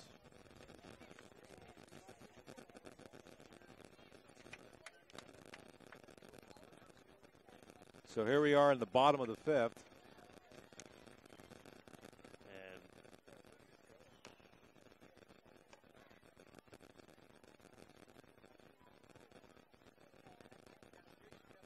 Stephanie Cantu will be batting first here in the bottom of the fifth for the Selma Bears. that'll be Cantu, Marissa Navarro, and Aaron Perez.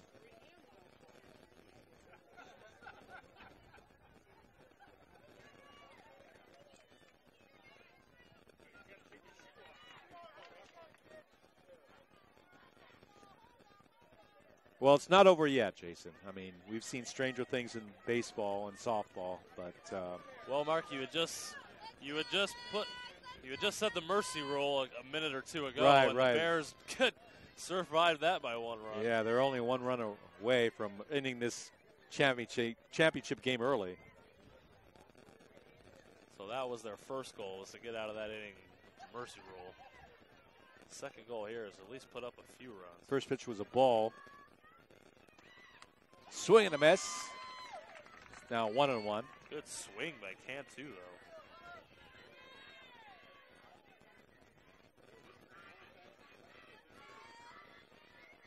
Johnson looks in for the sign. Shakes off a couple of signs. Now has got her pitch, and here she goes with a 1-1 pitch, and it's foul tipped at the plate. And for strike two. Great thing that helmet has a mask on it, because Cantu fouled it off right back into her face. She's taking some good hacks at it if she can get a hold of it.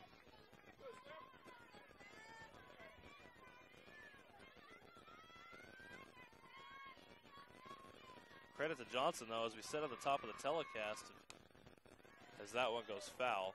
You know, we said at the top of the telecast, we talked to one of the coaches, and he was just like, well, if our ace can keep us in the game, and she has done every bit of that. Oh, absolutely.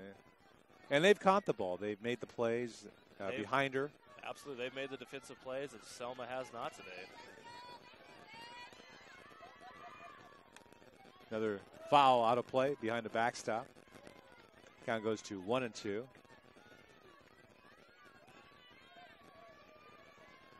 Cantu hoping to get on base, start a rally. Selma desperately in need of a rally to get on the board. And that pitch missed somewhere. Now it's 3-2, make it 2-2. Well, judging by the Exeter fans in the stands, that was strike three. But low and inside. Here's the pitch, and it hits Cantu. So she takes her base at first. And that'll bring up Marissa Navarro here in the bottom of the fifth. Good job by Cantu. First leadoff batter the Bears have had since the first inning. first inning. And after a good battle, after fouling off a few pitches, can get hit by a pitch and at least get a base runner going. Here's the right fielder, Marissa Navarro. Cantu at first. First pitch is a ball. It's 1-0. Now we're going to have a little conference on the mound. And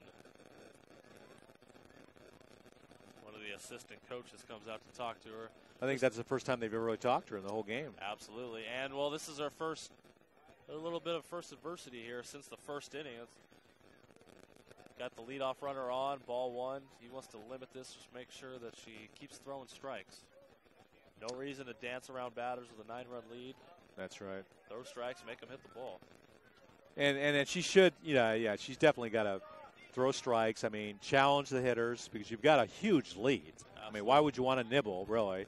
Your outfielders or infielders have shown some good leather out there all game long, so put the pressure on the hitters. And that's exactly what he's telling her out there. And she definitely will get one of my votes for player of the game, I think. So far, I would have to agree with you on that one, Mark. In the games we've done so far this week, Jason, the pitchers, some of the pitchers have been outstanding and been very deserving of the player of the game interviews. Here's a pitch from Johnson, and it's high, but it's in there for a strike. So a little bit of frustration from the Selma fans in the background. A bit of a delayed strike. Yeah. But when you're pitching as well, she has been. I mean, you're going to get some of those calls. And that one just a bit outside. Its count is 2-1.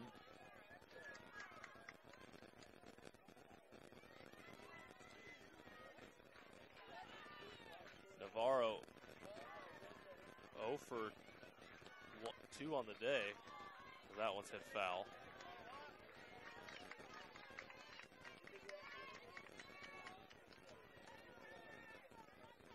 So Johnson, maybe for the first time, it looks like she's showing a little bit of sign of fatigue out there, slowing down her time between the pitches a little bit, a little more deliberate. Another foul tipped out of play to the left side. Good job by Navarro to battle.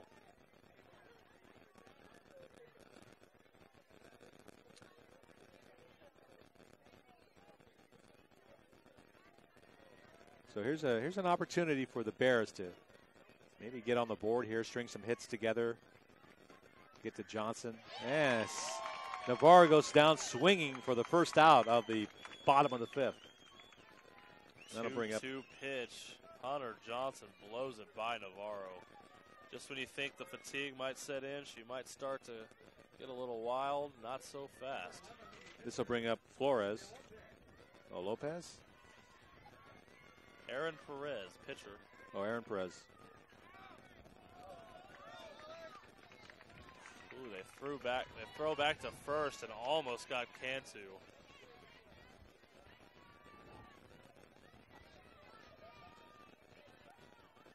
So runner still at first with one out here in the bottom of the fifth. Here's Johnson with the pitch. Hit to the left fielder, Stephanie Almager. Or not Almager, that's Hawk, excuse me. Annalisa Hawk with a nice play, fielded it cleanly. And I was just about to say it'd be nice for Aaron Perez to get a hit and maybe atone for the rough day that she's had, but continues to struggle out here today. Here's Kambunga.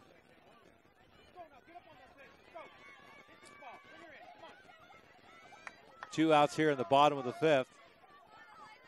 And the Bears have their first runner in scoring position today. They gotta put some hits together with this kind of situation. Here's a swing and a miss. Nice pitch from Johnson.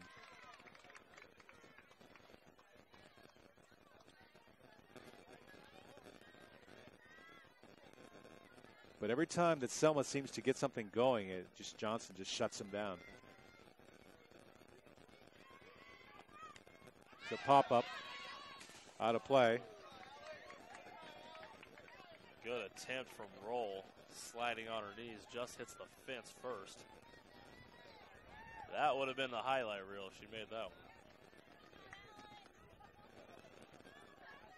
So the count is 0-2 to Kambunga.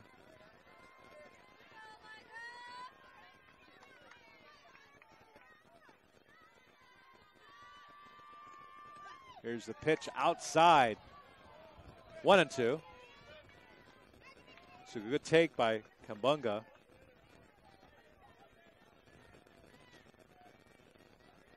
Looking for instruction from Coach Kubo. Just one pitch at a time. Get to the next batter. And chop foul to the left side. Out of play.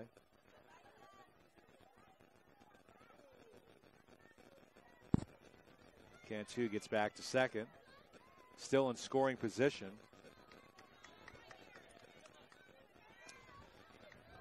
At the least, knock that nasty 0 off the scoreboard. Get one out there.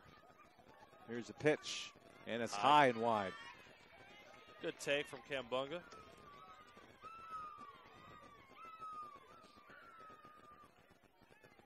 Looks like some of the infielders are now trying to look through the glare of the sun there, especially the shortstop. Oh, and a swing and a miss, Kambunga. She goes down swinging for the third out of the inning. Hunter Johnson going with what's been working all day, the rising fastball high up above the shoulders. And just Kambunga could not catch up to it. And Johnson puts down another shutout inning. So after 5 full innings, the visiting Exeter Monarchs are leading this one for the Division V softball championship by a score of 9-0 over the #1 ranked Selma Bears here in Selma. You're watching PlayOnSports.com. Play On Sports is on Facebook and Twitter, giving you news and information and links to great highlights. Follow us at Play On Sports on both Facebook and Twitter. You can also access thousands of live and on-demand games on YouTube at youtube.com/PlayOnNetwork. Keep up with all the high school action every week from your destination for high school sports, PlayOnSports.com.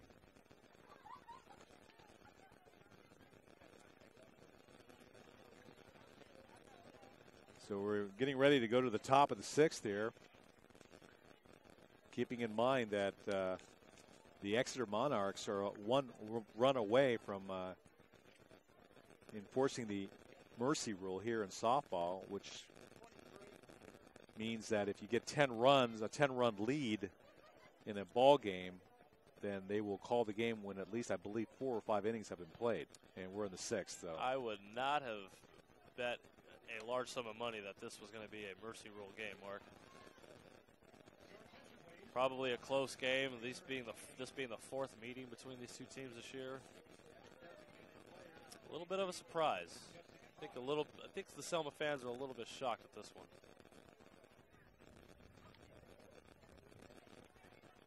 So now standing in for the Exeter Monarchs is the third baseman, Annalisa Hawk.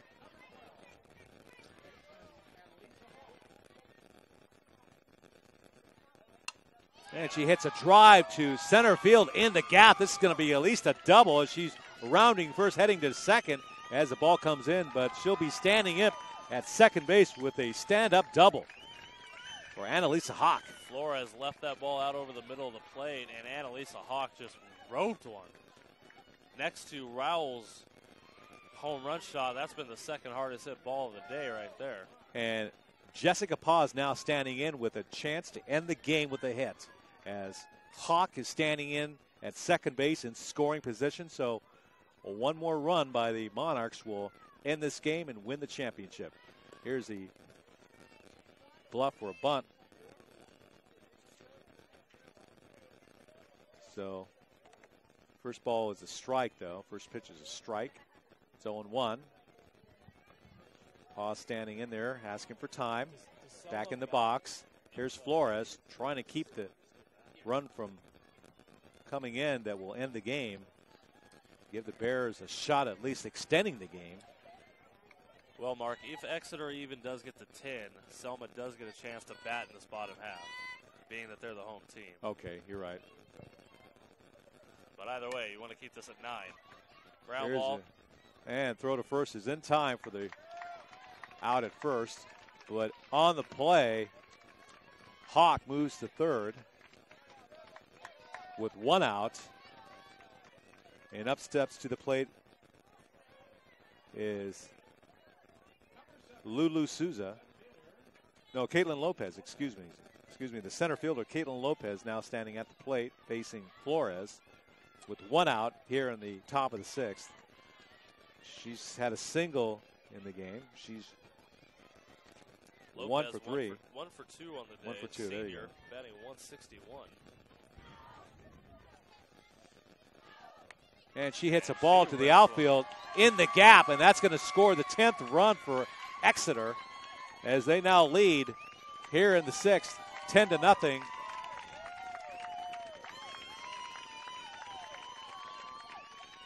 How about that for the senior Mark? Maybe her last hit in an Exeter uniform, and it's an RBI single to make it 10-0. Good hit by Lopez. So 2 hits in the inning for the Monarchs. They now lead 10-0. Having scored that 10th, an important run that will enforce the mercy rule if the Bears cannot come back here in the bottom of the sixth. And this is Gabby Rowe at the plate. Good to see her still in the game after that collision with Cantu a while ago. Gabby Rowe looks like 1 for 3 in the game, 1 for 4, excuse me. There's a pitch to Rowe, and it's foul. Behind the plate, out of play.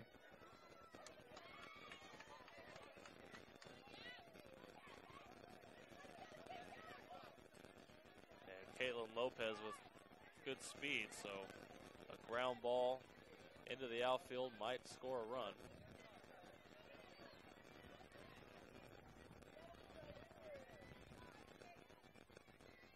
Here's the 0-2 pitch. Low in the dirt. 1-3. So pretty good patience at the plate from Roa.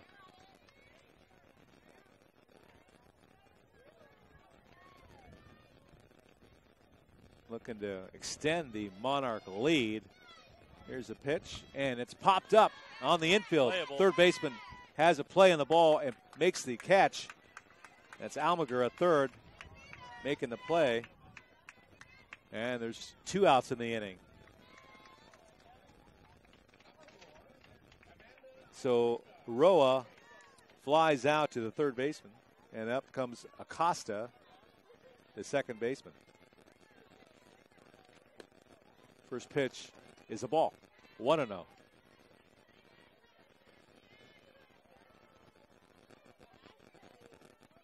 It's actually Allie Trevino at third base now. Oh, it's Trevino now? Allie Trevino They changed now. on me, huh? Yeah, Almager had a couple problems at third base. Trevino had no problems with the sun on that pop-up.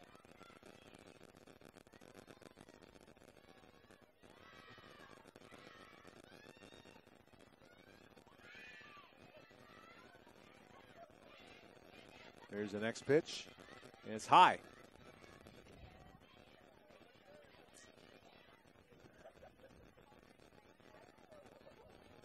Count is 1-0 to Acosta. 3-0 count.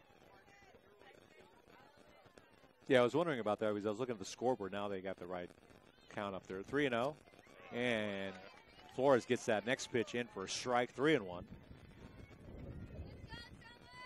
Batter taken all the way there on 3-0. 3-1, definitely got the green light if it's close. Flores looks in. Here's the pitch. And it's high.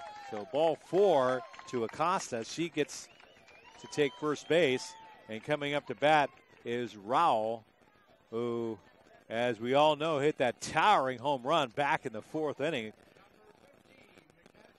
That Kumbunga had no chance on. Just look at it like the rest of us sail out over the left field wall. And now there's going to be a conference on the mound with Flores, Coach Kubo, trying to. And he wants to talk it over. You trying to rally his troops. May not want to decide to actually pitch to roll or see what he wants to do here. They've intentionally walked her twice, and when they did pitch to her, she hit one about 400 over the left center fence. And she definitely has the power. And she's all smiles as she gets back to the batter's box. Yeah, I'd be a little worried with Flores on the mound if the coach is going to let her pitch to him.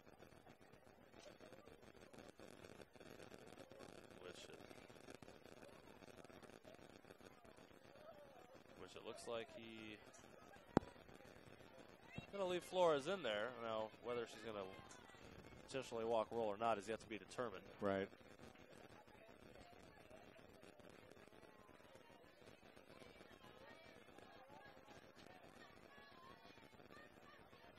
So I guess we'll see what happens on this first pitch, how they're going to play her on this one. There's a pitch from Flores, and they're going to pitch to her. It's high. Oh, they may not give her anything really good to hit. I mean, you know.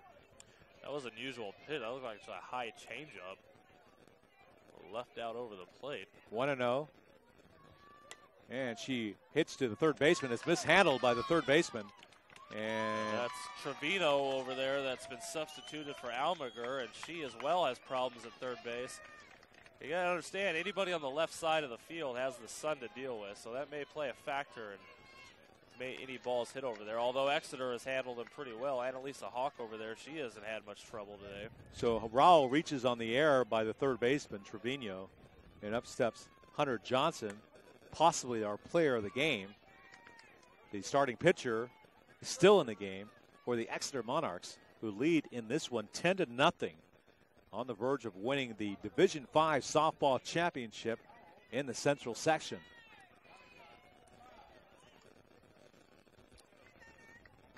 And roll today for the third straight time as a pinch runner. It looks like it's Wills again. Low in the dirt. Nope, Danica Todd is the pinch runner this time. But she scored one of those earlier runs too, Danica Todd. So she's seen a lot of action on the base paths this afternoon. Here's the next pitch from Flores, and it's low and outside. That's going to bring the count to 2-1 to Hunter Johnson. What a game she's had. She's also had a hit today, been struck out and had a walk. She has had a great game today. And she hits it sharply to the shortstop, who throws to second for the force, and that's going to end the that was sixth. Close. Alicia Marshall made a great play on Averos and nearly got over to the bag late. But the Bears get out of it, and they need some runs. So at the end of 6 full innings, the Exeter Monarchs are leading 10-0 and on the verge of winning the Central Section Division V championship by way of the Mercy Rule as we go to the top of the 7th. Or bottom of the 6th, rather, I should say.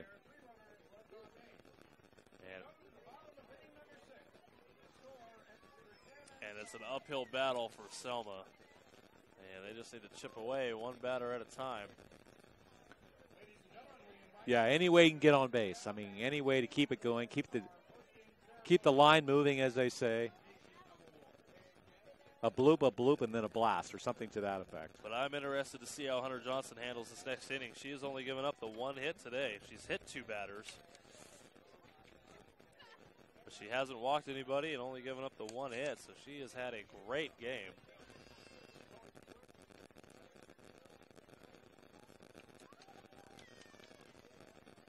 As she has earned this right to pitch here in the bottom of the 6th, going all the way. Showing some good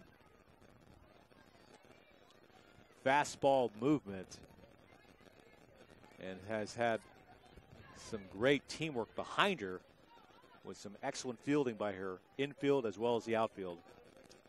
And you're right, Mark. Hunter Johnson gets my vote for MVP in this game, for definitely.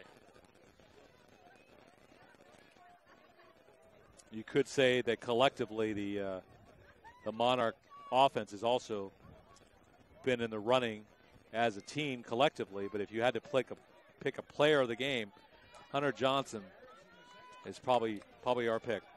Absolutely. I mean, you could go roll with the home run and playing catcher. She's called a great game. Right. But it's definitely got to go to Johnson if this score holds up like it does. So here we go. Bottom of the 6th, Elisa Marshall stands in, the shortstop. She's had a hit in this ballgame, tries to hit it to the right side, and is thrown out at first on a wonderful play by the second baseman, Amanda Costa, with the throw to first base, Vanessa Grimsley, catching it just in time to retire Marshall with the very first out of the inning. How about that from the freshman? She's had great at-bats, playing a great second base, and Exeter gets this girl for another 3 years. First base umpire, he was all over it. So with one out here in the bottom of the 6th, up comes the second baseman, Ariana Ontiveros. But yeah, what a bang-bang play at first base. Whew. So the Bears down to 2 outs in this ball game. If they want to continue, they'll need to, shall we say, is create a miracle here. If they can score 10 runs here in the bottom of the 6th, if they don't, then it's all over.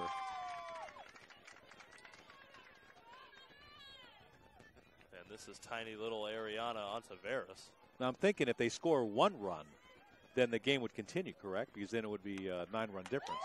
Here's a hit ball to the outfield, to the gap.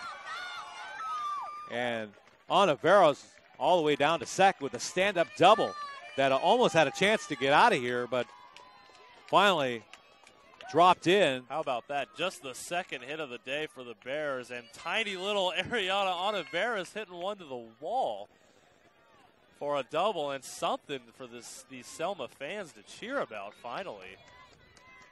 And you got to credit this Selma Bear team led by Coach Kellen Kubo not giving up here with long odds here in the bottom of the 6th.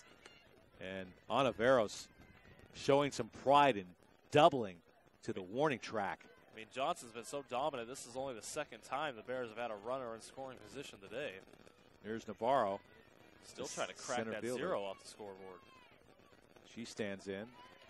And Johnson gets that second pitch in for a strike. The count is 1-1 to Navarro. And this, the Bears' best hitter, Navarro. Here's a pitch from Johnson. It's in there on a swing and a miss. 1-2. And remember, it was Navarro who last hit a base hit to right field that was taken away by Emily Toveridge.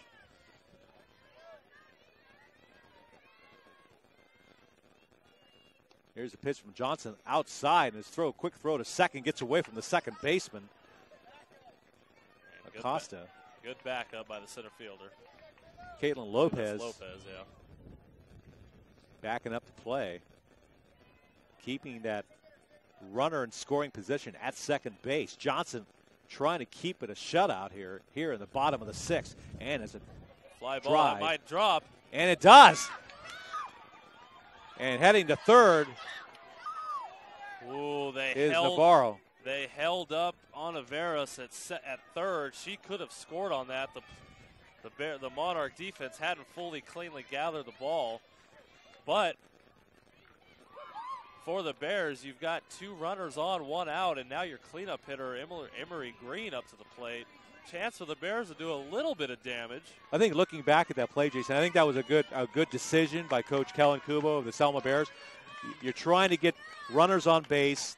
Don't take a chance in making an out, keeping the line moving. So now they got 2 runners on base with 1 out, and they've got Emery Green, the first baseman up here, who hasn't had much luck at the plate this afternoon with 2 strikeouts. Very, very true, Mark. Down 10, you don't want to give up an easy out. So they're playing right now with house money, essentially. And you can't take any risks because you're down 10-0, and you're down to your final 2 outs. Uh-oh. And Green pops up for the second out of the inning. Good play by Annalisa Hawk. She has been solid over there at third base all day long. That one just off the end of the bat. Unfortunate for Green that stayed in play. Didn't hit off the fence. So the Exeter Monarchs, the second-ranked team in the Central Section, 1 out away by way of the Mercy Rule from winning the Central Section Division 5 championship. And the first pitch to Avalos is a strike for 0-1. All down to Ariel Avalos, her first at bat of the day. Runners up the corner. Second pitch from Johnson to Avalos is wide for a ball. 1-1. We're in the bottom of the 6th, coming to you live on playonsports.com as we see the ball hit out of play. Foul. And it's down to a 1-2 count on Avalos. So it's just been that kind of the day for the Bears. A well-hit ball and just foul. So the home team, Selma Bears, hanging on here, down to their last strike. Hunter Johnson, who's been just magnificent on the mound all afternoon long on the verge. Finish it off. One strike away. Here's the strike, or here's the pitch, rather. It's down low. 2-2. So high drama here. Here, the Bears trying to hang on. Johnson looking for that final pitch to end it all and win the championship for Exeter. Tip foul to the backstop. Count remains 2-2. Not just yet. Avalos wants to prolong this Monarch celebration that's about to ensue for just that much longer. So she's got to be protecting the plate. Maybe choke up a little bit. She looks to bunt, and it's chopped. And swinging bunt, foul ball at the plate. So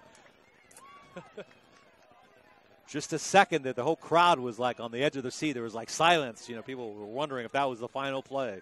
There was a bit of anticipation on that. Collective holding of the breath over here on the Monarchs. So here's Avalos. People on their feet in the stands. Here's the 2-2 pitch from Johnson.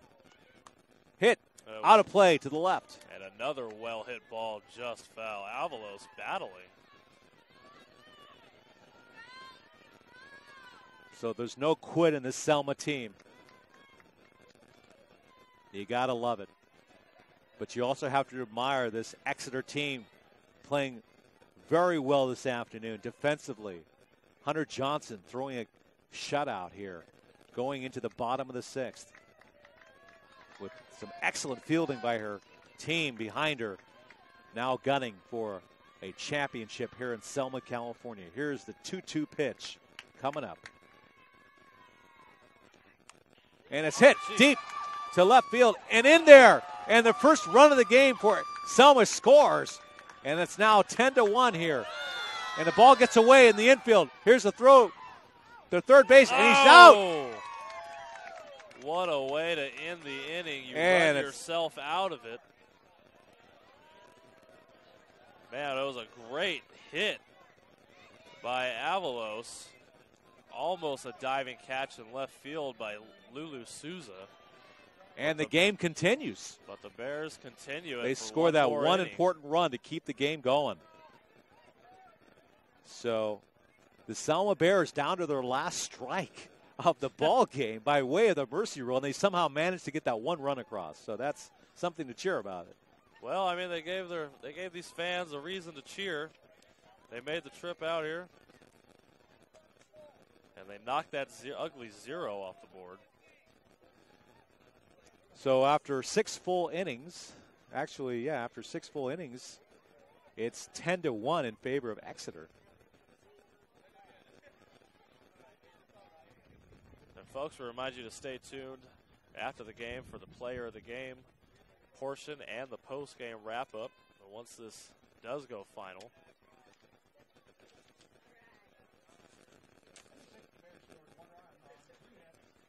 And it looks like it's going to be Vanessa Grimsley to lead it off for the Monarchs here in the top of the 7th. I'm sorry, I can't even talk anymore. Grimsley has had 2 hits in the ball game this afternoon. She's 2 for 4.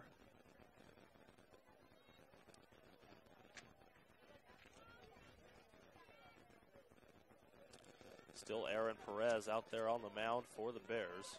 So here we go to start this top of the 7th inning. Aaron Flores still on the mound, and it's a foul ball at the plate. Count is 0-1. Oh, you're right, Flores, not Perez.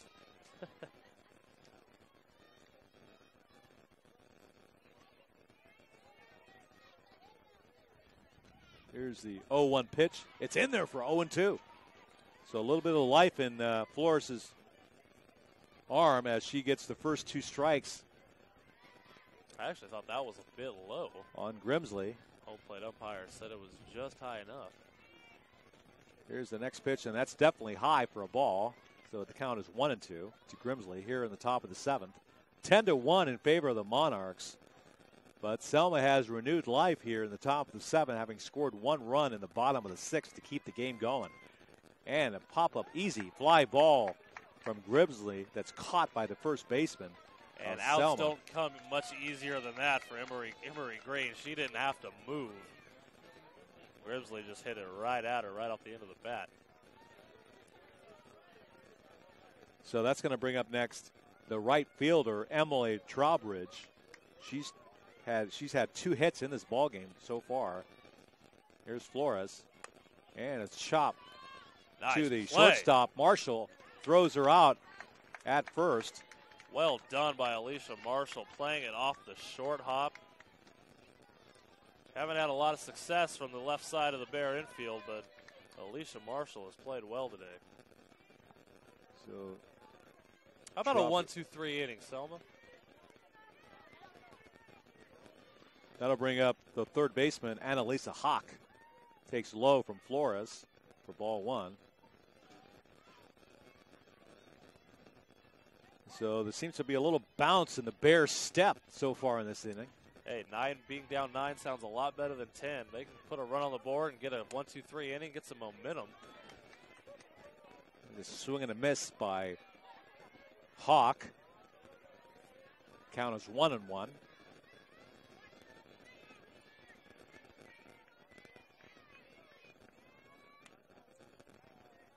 Ball is inside for 2-1.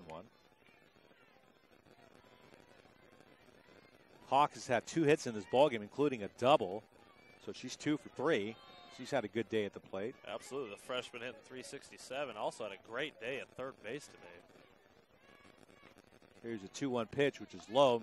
Evens the count of 2-2. Make it 3-1, actually.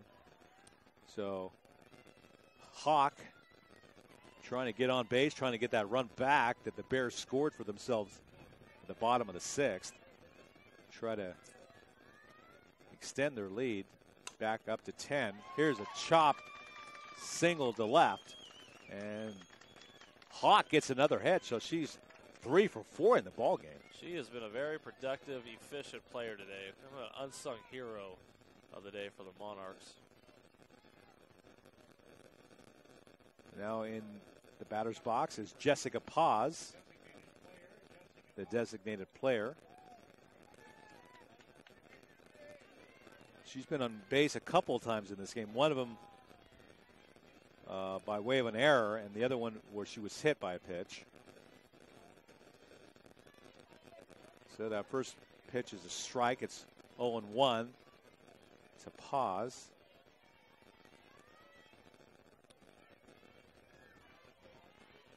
Hawk standing at first base, ready to run at first contact.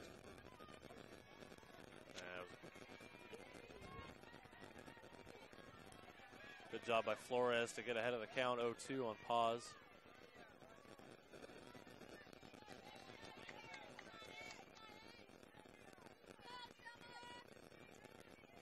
Flores looks in. Here's the windup and the pitch. And it's a hit ball to the left side, bobbled by the shortstop, Marshall. Even if Marshall didn't bobble that, it would have been tough to catch Powell's with her speed down the first baseline. Just a good job to keep it in the infield, not allow the runner at second to get to third. So I would have to probably give a error to Marshall on that play. I mean, that was if pretty easy if I was a scorekeeper, I'd rule that a hit. I'd rule that a hit. I doubt Marshall would have made the play. We'll give Paz a single then, unofficially. But there's been a lot of those, unfortunately, for the Selma Bears this afternoon. Yeah, that's caused a lot of these runs by Exeter. Here's a pitch by Flores. And this is a very important batter for Flores and the Bears, just to kind of get back into the dugout, keep the momentum on your side, put a 0 spot for the Monarchs up there in this top half of the inning, and get Hunter Johnson back out there on the mound.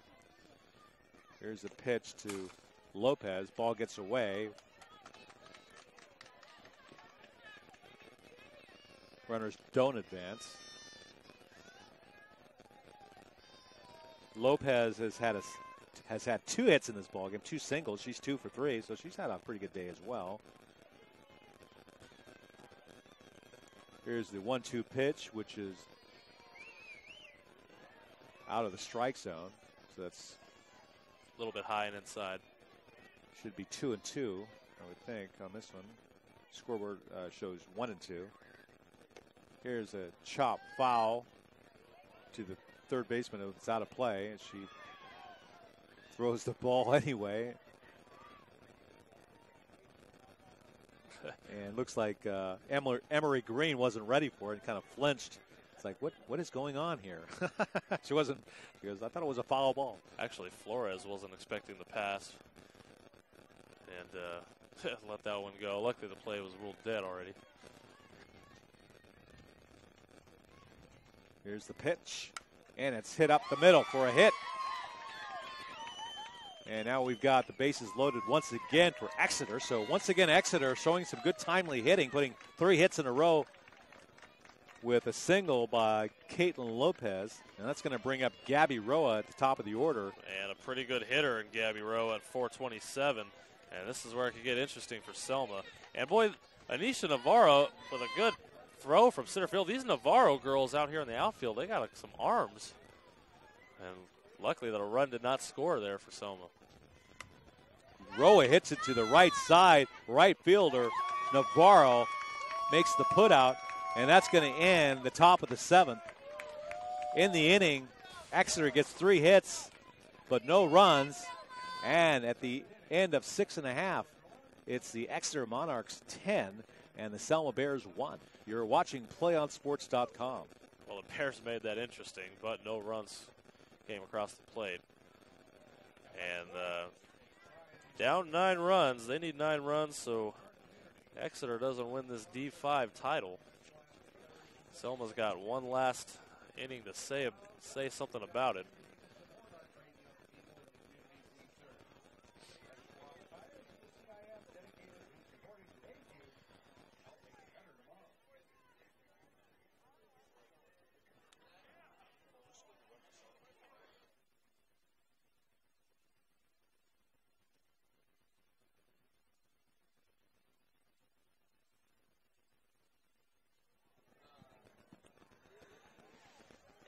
So we're watching the Division 5 Central Section Softball Championship here on PlayOnSports.com. Thank you for joining us. I'm Mark Espinoza alongside Jason Phillips as we head to the bottom of the 7th inning.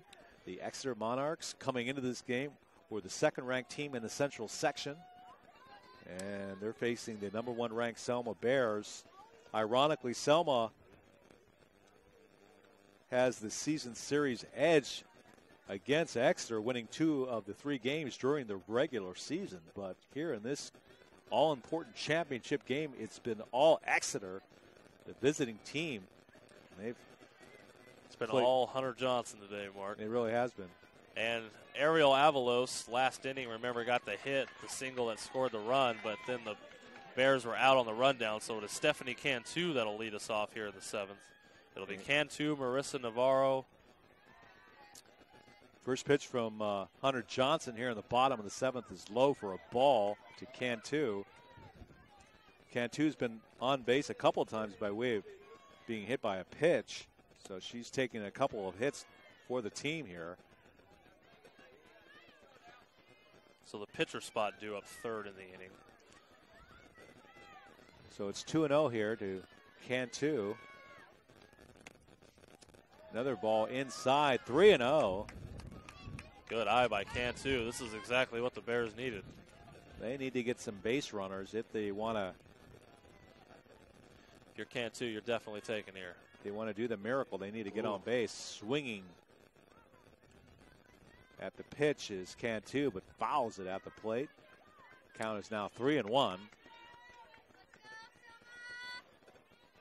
So if I was Cantu in this situation, I would just wait for a ball and see to get on base. Exactly what I was thinking, Mark. But she hits it deep, swing it, and it's going to be out of play to the left side. Count goes to 3-2. Full count on Cantu here. We're in the bottom of the 7th. Although both those last pitches look like strikes, so not going to ding her too much.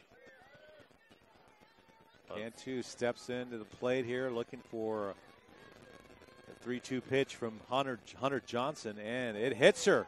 So Johnson trying to go inside and hits Cantu instead. So Cantu gets on base once again by being hit by a pitch. So you kind of start to wonder if she is making a legitimate effort to get out of the way of those pitches. And this is the second inning, not consecutive, but just the second inning of the day where she's led off an inning being hit by a pitch. So the Bears get a runner on, nobody out. Here's the right fielder, Marissa Navarro, for the Bears, who's been on base one time this year by way of a fielder's choice. She struck out in the fifth. Now there's a runner on first, and in the way of Stephanie Cantu. So could this be the beginning of one of the greatest comebacks in Central Section history? And I think the role sees that. She's going to go out and have a talk with Johnson. I mean, the Bears did what they needed to do, get the first person on. And if they could string up one or two more batters getting on with nobody out, it'll get real interesting real fast here, Mark. Well, I think the conversation should be, in my opinion, look, and you've got a 9-run lead. We're in the bottom of the 7th. Just pitch the batters, give them something to hit. Yeah. Not exactly down the middle of the plate. She's saying if you get to another 3-0 count, then she's gonna have a real good talking to her later. So 0-1 to Navarro, and she chops it back to Johnson, who grabs the ball, throws to first for the out, and on the play, Cantu makes it to second on the sacrifice. So it's a productive out by Navarro, but that puts an out on the scoreboard here as Cantu makes it to second. Navarro is thrown out at first. Good defense by the Monarchs. Kept themselves composed. And that's going to bring up number 11. I would think that was Danica Todd, right? No, that was for the other team. I forget who 11 is. Excuse me. I believe this is Flores, the pitcher. Flores? Yeah. You're right. Okay, Flores at the plate. Here's the pitch from Johnson. A swing and a miss by Flores. She needs a hit right here. She's probably put a lot of the blame on her shoulders today for how this game's gone. You know, giving up 7 of the 10 runs. Here's the 1-1. It's in there for a strike. 1-2 to Flores. One out here in the bottom of the 7th. Runner at second. Stephanie Cantu got on base by being hit by a pitch from Johnson. And on the ground out from Navarro is now standing on second. Here's a pitch to Flores, and she hits it deep to the left side. And it's in there to the wall. And here comes Cantu all the way from second to score on the double. Stand-up double from Flores. So Flores put some power into that pitch and drives to the left fielder who can't make the play. And another run scores for Selma. And I was just saying, she was due for a hit. She needed one in the worst way. And she got a bit of a break from Lulu Souza out in left field, who misplayed the ball, probably due to the case of the sun. I mean, she had a late break on it, didn't get a very good jump on it, and that's a base knock for the Bears. So Johnson now has given up 2 runs. Still not a bad line, but Selma at least making some noise here in the bottom of the 7th.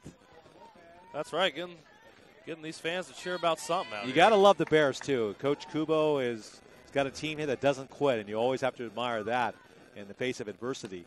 And it's a pop-up from Kabunga, but out of play.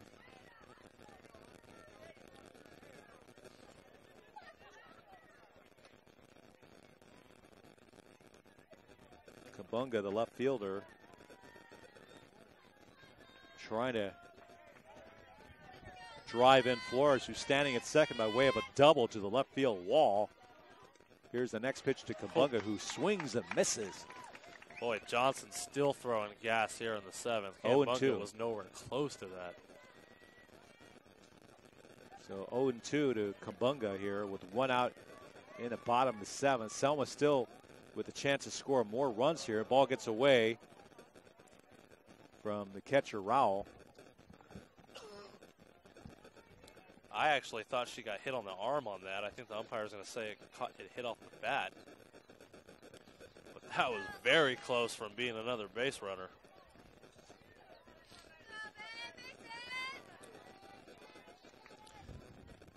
And Johnson with the windup and the pitch, and it's outside.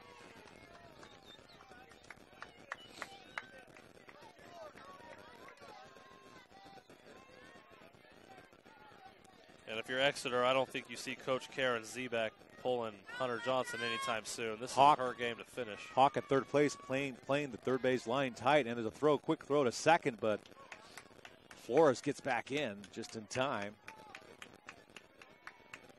So Hawk guarding the line at third. At first base is Grimsley playing a couple of steps to her right. Here's the pitch to Kumbunga, and it's play to Hawk, who throws her out at first, and on the play, Cantu make that Flores makes her way to third, but there's 2 outs in the inning here. Annalisa Hawk has made every play that has come to her today at third base. That one no different. So now steps up Alicia Marshall, and she represents the last hope for the Selma Bears in this game. Hunter Johnson, 1 out of the way from winning the Division V championship. And she's got speed, just needs to put it in play on the ground.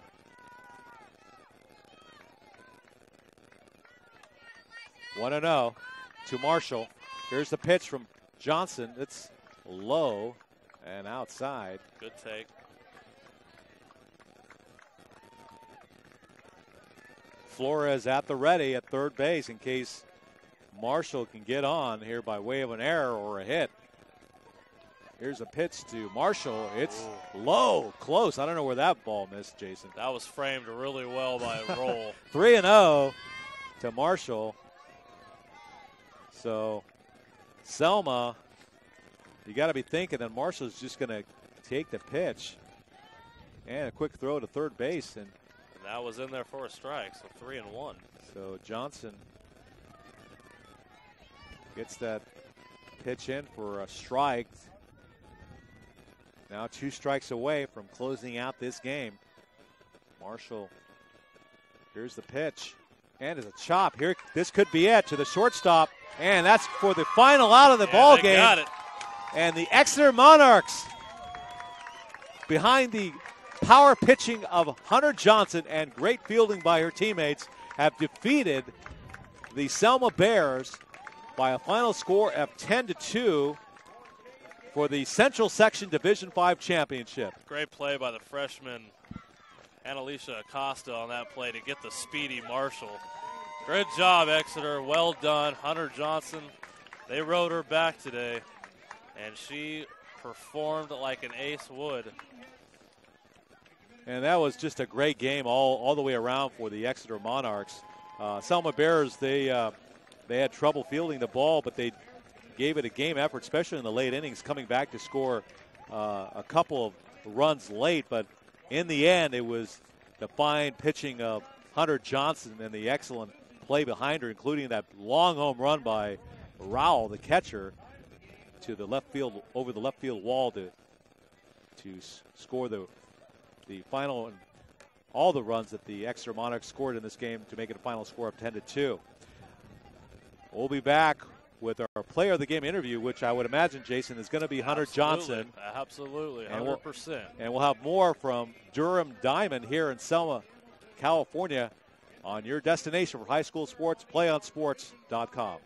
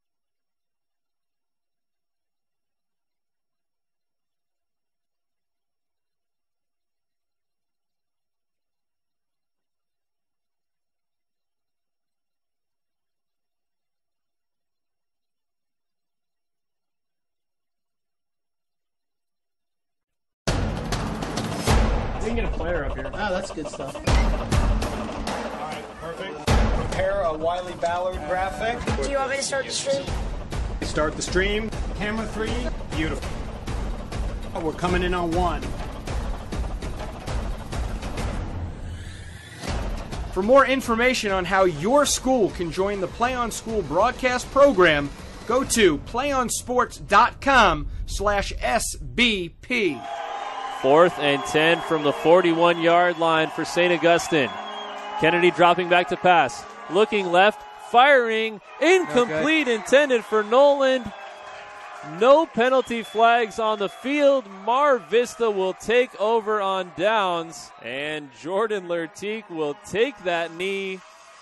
And the Mar Vista Mariners knock off the number 2 seeded St. Augustine Saints at Mesa College in a dominating performance on both sides of the football for Mar Vista. They trailed 14-0 and came back. Again, down 2-0, facing adversity, and they've really just turned the table around since game number 3. Set an attack, great block made back inside the Maverick zone. A chance there by Bosback back inside the Maverick zone. Ball attacked there by Bosback. A second opportunity by Bosback. Lift violation call. Winner. It's over the neck call. Oh my goodness! Bosback reached over on the attack. A Maverick error wraps up the title for the Presentation Panthers. A 15-9 victory in game number 5, and they wrap it up coming back from 2-0 down match-wise and take it 3 games to 2. 36-35 and driving, and oh baby! Shrigley with the jam, and it was with emphasis. And it's the foul, and listen to these fans. Do you know who's standing up right behind us? Tony Bland, who is the head recruiter for San Diego State. I think he's drooling. Somebody get that man a napkin. Quick score on this drive. There goes a handoff to Zeller, trying to go straight ahead, but he is met by Wool. Now he breaks out to the outside, gets across the 30, 35, on the right, 40, midfield. He's running down the sidelines. He's going to go all the way as he's at the 10, 5, touchdown. Patrick Zeller stood up at the line of scrimmage and broke out to his left to the far sidelines, and he was in a foot race, and he went all the way for the touchdown. Broke a tackle and made it nice and showed his speed as he got outside for the touchdown. Back in the backfield to the left is Campbell. Hernandez takes the snap, play action to Campbell. Looks down the field. Now here comes the pressure. He's going to be hit. He breaks the tackle, rolls left. Now he's going to cut upfield. He's going to break another tackle, and then another tackle down the sideline. Gets a block inside the 5. What a touchdown!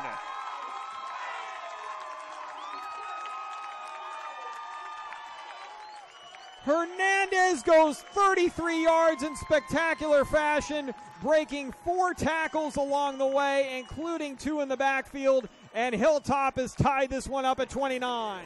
Grant with a big, strong defensive rebound. He brings it back down the floor again, and another slam dunk. Jeremy Grant can run the point, and he can fly.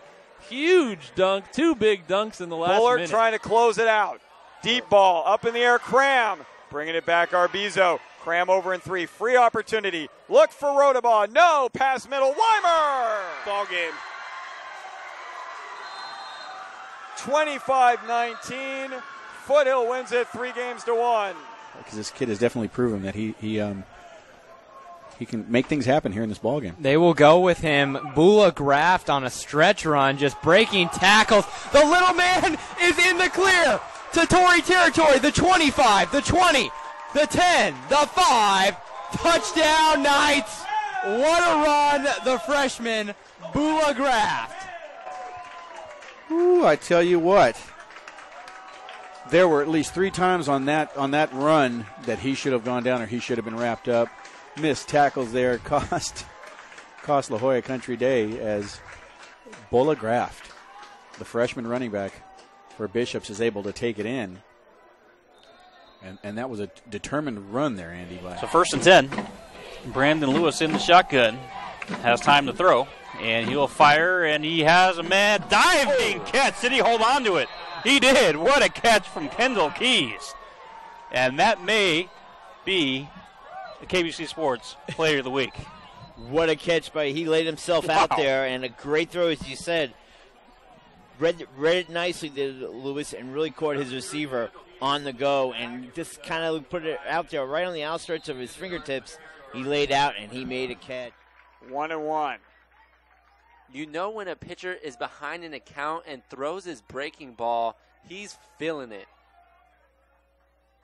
The pitch is going to be fisted to second base on a liner, and the ball is caught by McGrew, and Valley Christian wins the game on a Cameron Stewart no-hitter.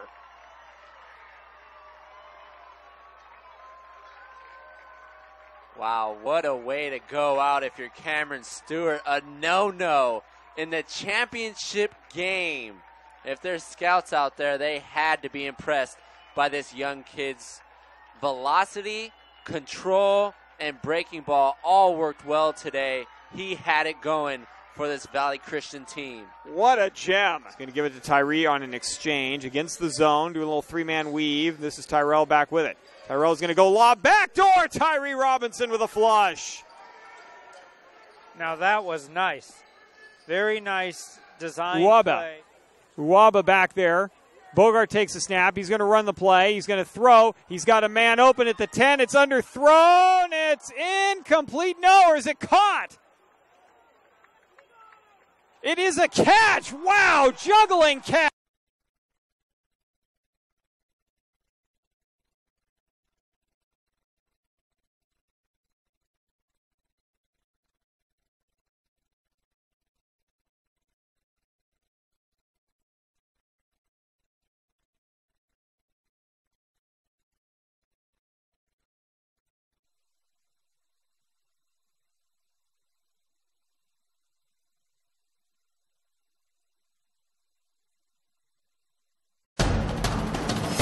We can get a player up here. Oh, that's good stuff. All right, perfect. Prepare a Wiley Ballard graphic. Do you want me to start the stream? Start the stream. Camera 3. Beautiful. Oh, we're coming in on 1. For more information on how your school can join the Play on School broadcast program, go to playonsports.com/SBP. 4th and 10 from the 41-yard line for St. Augustine.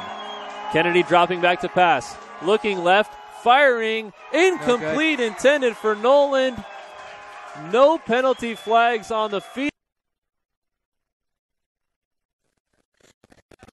Welcome back to Play on Sports.com's coverage of the Central Section Division 5 softball final. I'm joined by our player of the game, Hunter Johnson, of the Central Section champions, Exeter Monarchs.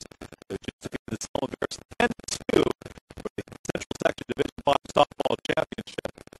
Hunter, you had a great performance out there on the mound.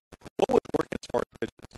Screw balls and changes are definitely working by far the best out of everything. You had a great year. I know that you played Selma 3 times this year. They got the best of the series, 2 games to 1. But today, you had some excellent defense. What was some of the thoughts that your coach said to your team before the game? Just to have fun and play like she knows we can and work hard. It should just be like take it as any other game. Don't try to force it on and make something bigger than it is. Because then you'll start messing up and lose focus of what reality should be for you. I think your team also reflected that. You showed a lot of confidence out there. You had some of your pitches that were just overpowering some of their hitters. And then you had that towering homer by Alex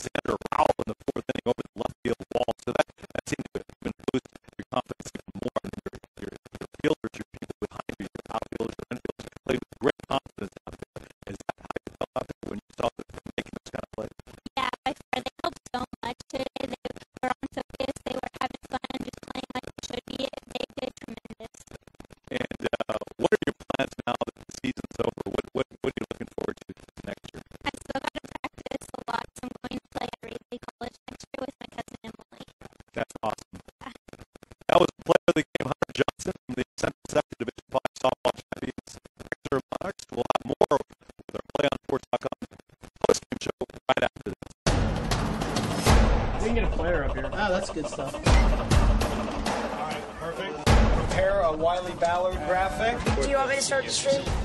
Start the stream. Camera 3. Beautiful. We're coming in on 1. For more information on how your school can join the Play On School broadcast program, go to playonsports.com/SBP. 4th and 10 from the 41-yard line for St. Augustine. Kennedy dropping back to pass. Looking left, firing, incomplete, intended for Noland. No penalty flags on the field. Mar Vista will take over on downs, and Jordan Lertique will take that knee. And the Mar Vista Mariners knock off the number 2 seeded St. Augustine Saints at Mesa College in a dominating performance on both sides of the football for Mar Vista. They trailed 14-0 and came back. Again, down 2-0, facing adversity, and they've really just turned the table around since game number 3. Set an attack, great block made back inside the Maverick zone. A chance there by Bosback back inside the Maverick zone. Ball attack.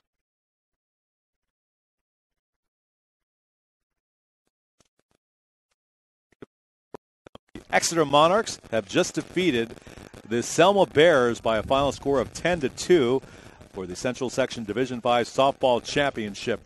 Jason, today we saw a masterful pitching performance by Exeter's Hunter Johnson. Sure and did. She gave up just a number of small hits, really. In the end, Selma made a gallant effort to come back in the game, scoring those 2 late runs. But in the run, it was a great performance by Johnson and her Exeter teammates. Yeah, what a performance by Hunter Johnson. She came out, remember at the top of the broadcast, talking to Exeter's coaches. They were like, well, if she could just keep us in it, it's going to be a tough game. I don't think Exeter, any of the coaches, anybody here thought it was going to go like this. And all credit to the world to Hunter Johnson and her defense and even the offense. Just a well-oiled machine Exeter was today. And for Selma, I feel awful for them. They've lost here in this final, 2 years in a row now. So they've come so close to come up this short. But, they made some drama in the late innings. Credit to them. They didn't give up. Just a couple defensive bad plays and just some pitching that wish you would have gone the other way, and it would be a different ball game. But, hey, way to go, Exeter. That's going to wrap it up here in Selma, California, where the Exeter Monarchs have defeated the Selma Bears by a final score of 10-2 for the Central Section Division 5 Softball Championship. We'd like to thank you for watching PlayOnSports.com's coverage of this Central Section final. Be sure to check PlayOnSports.com for information and links to all of our upcoming broadcasts. For our producer, Ben Prendergast, our videographer, Robert Fields, and my partner, Jason Phillips. I'm Mark Espinosa saying so long, and we hope you'll join us again on your destination for high school sports, PlayOnSports.com.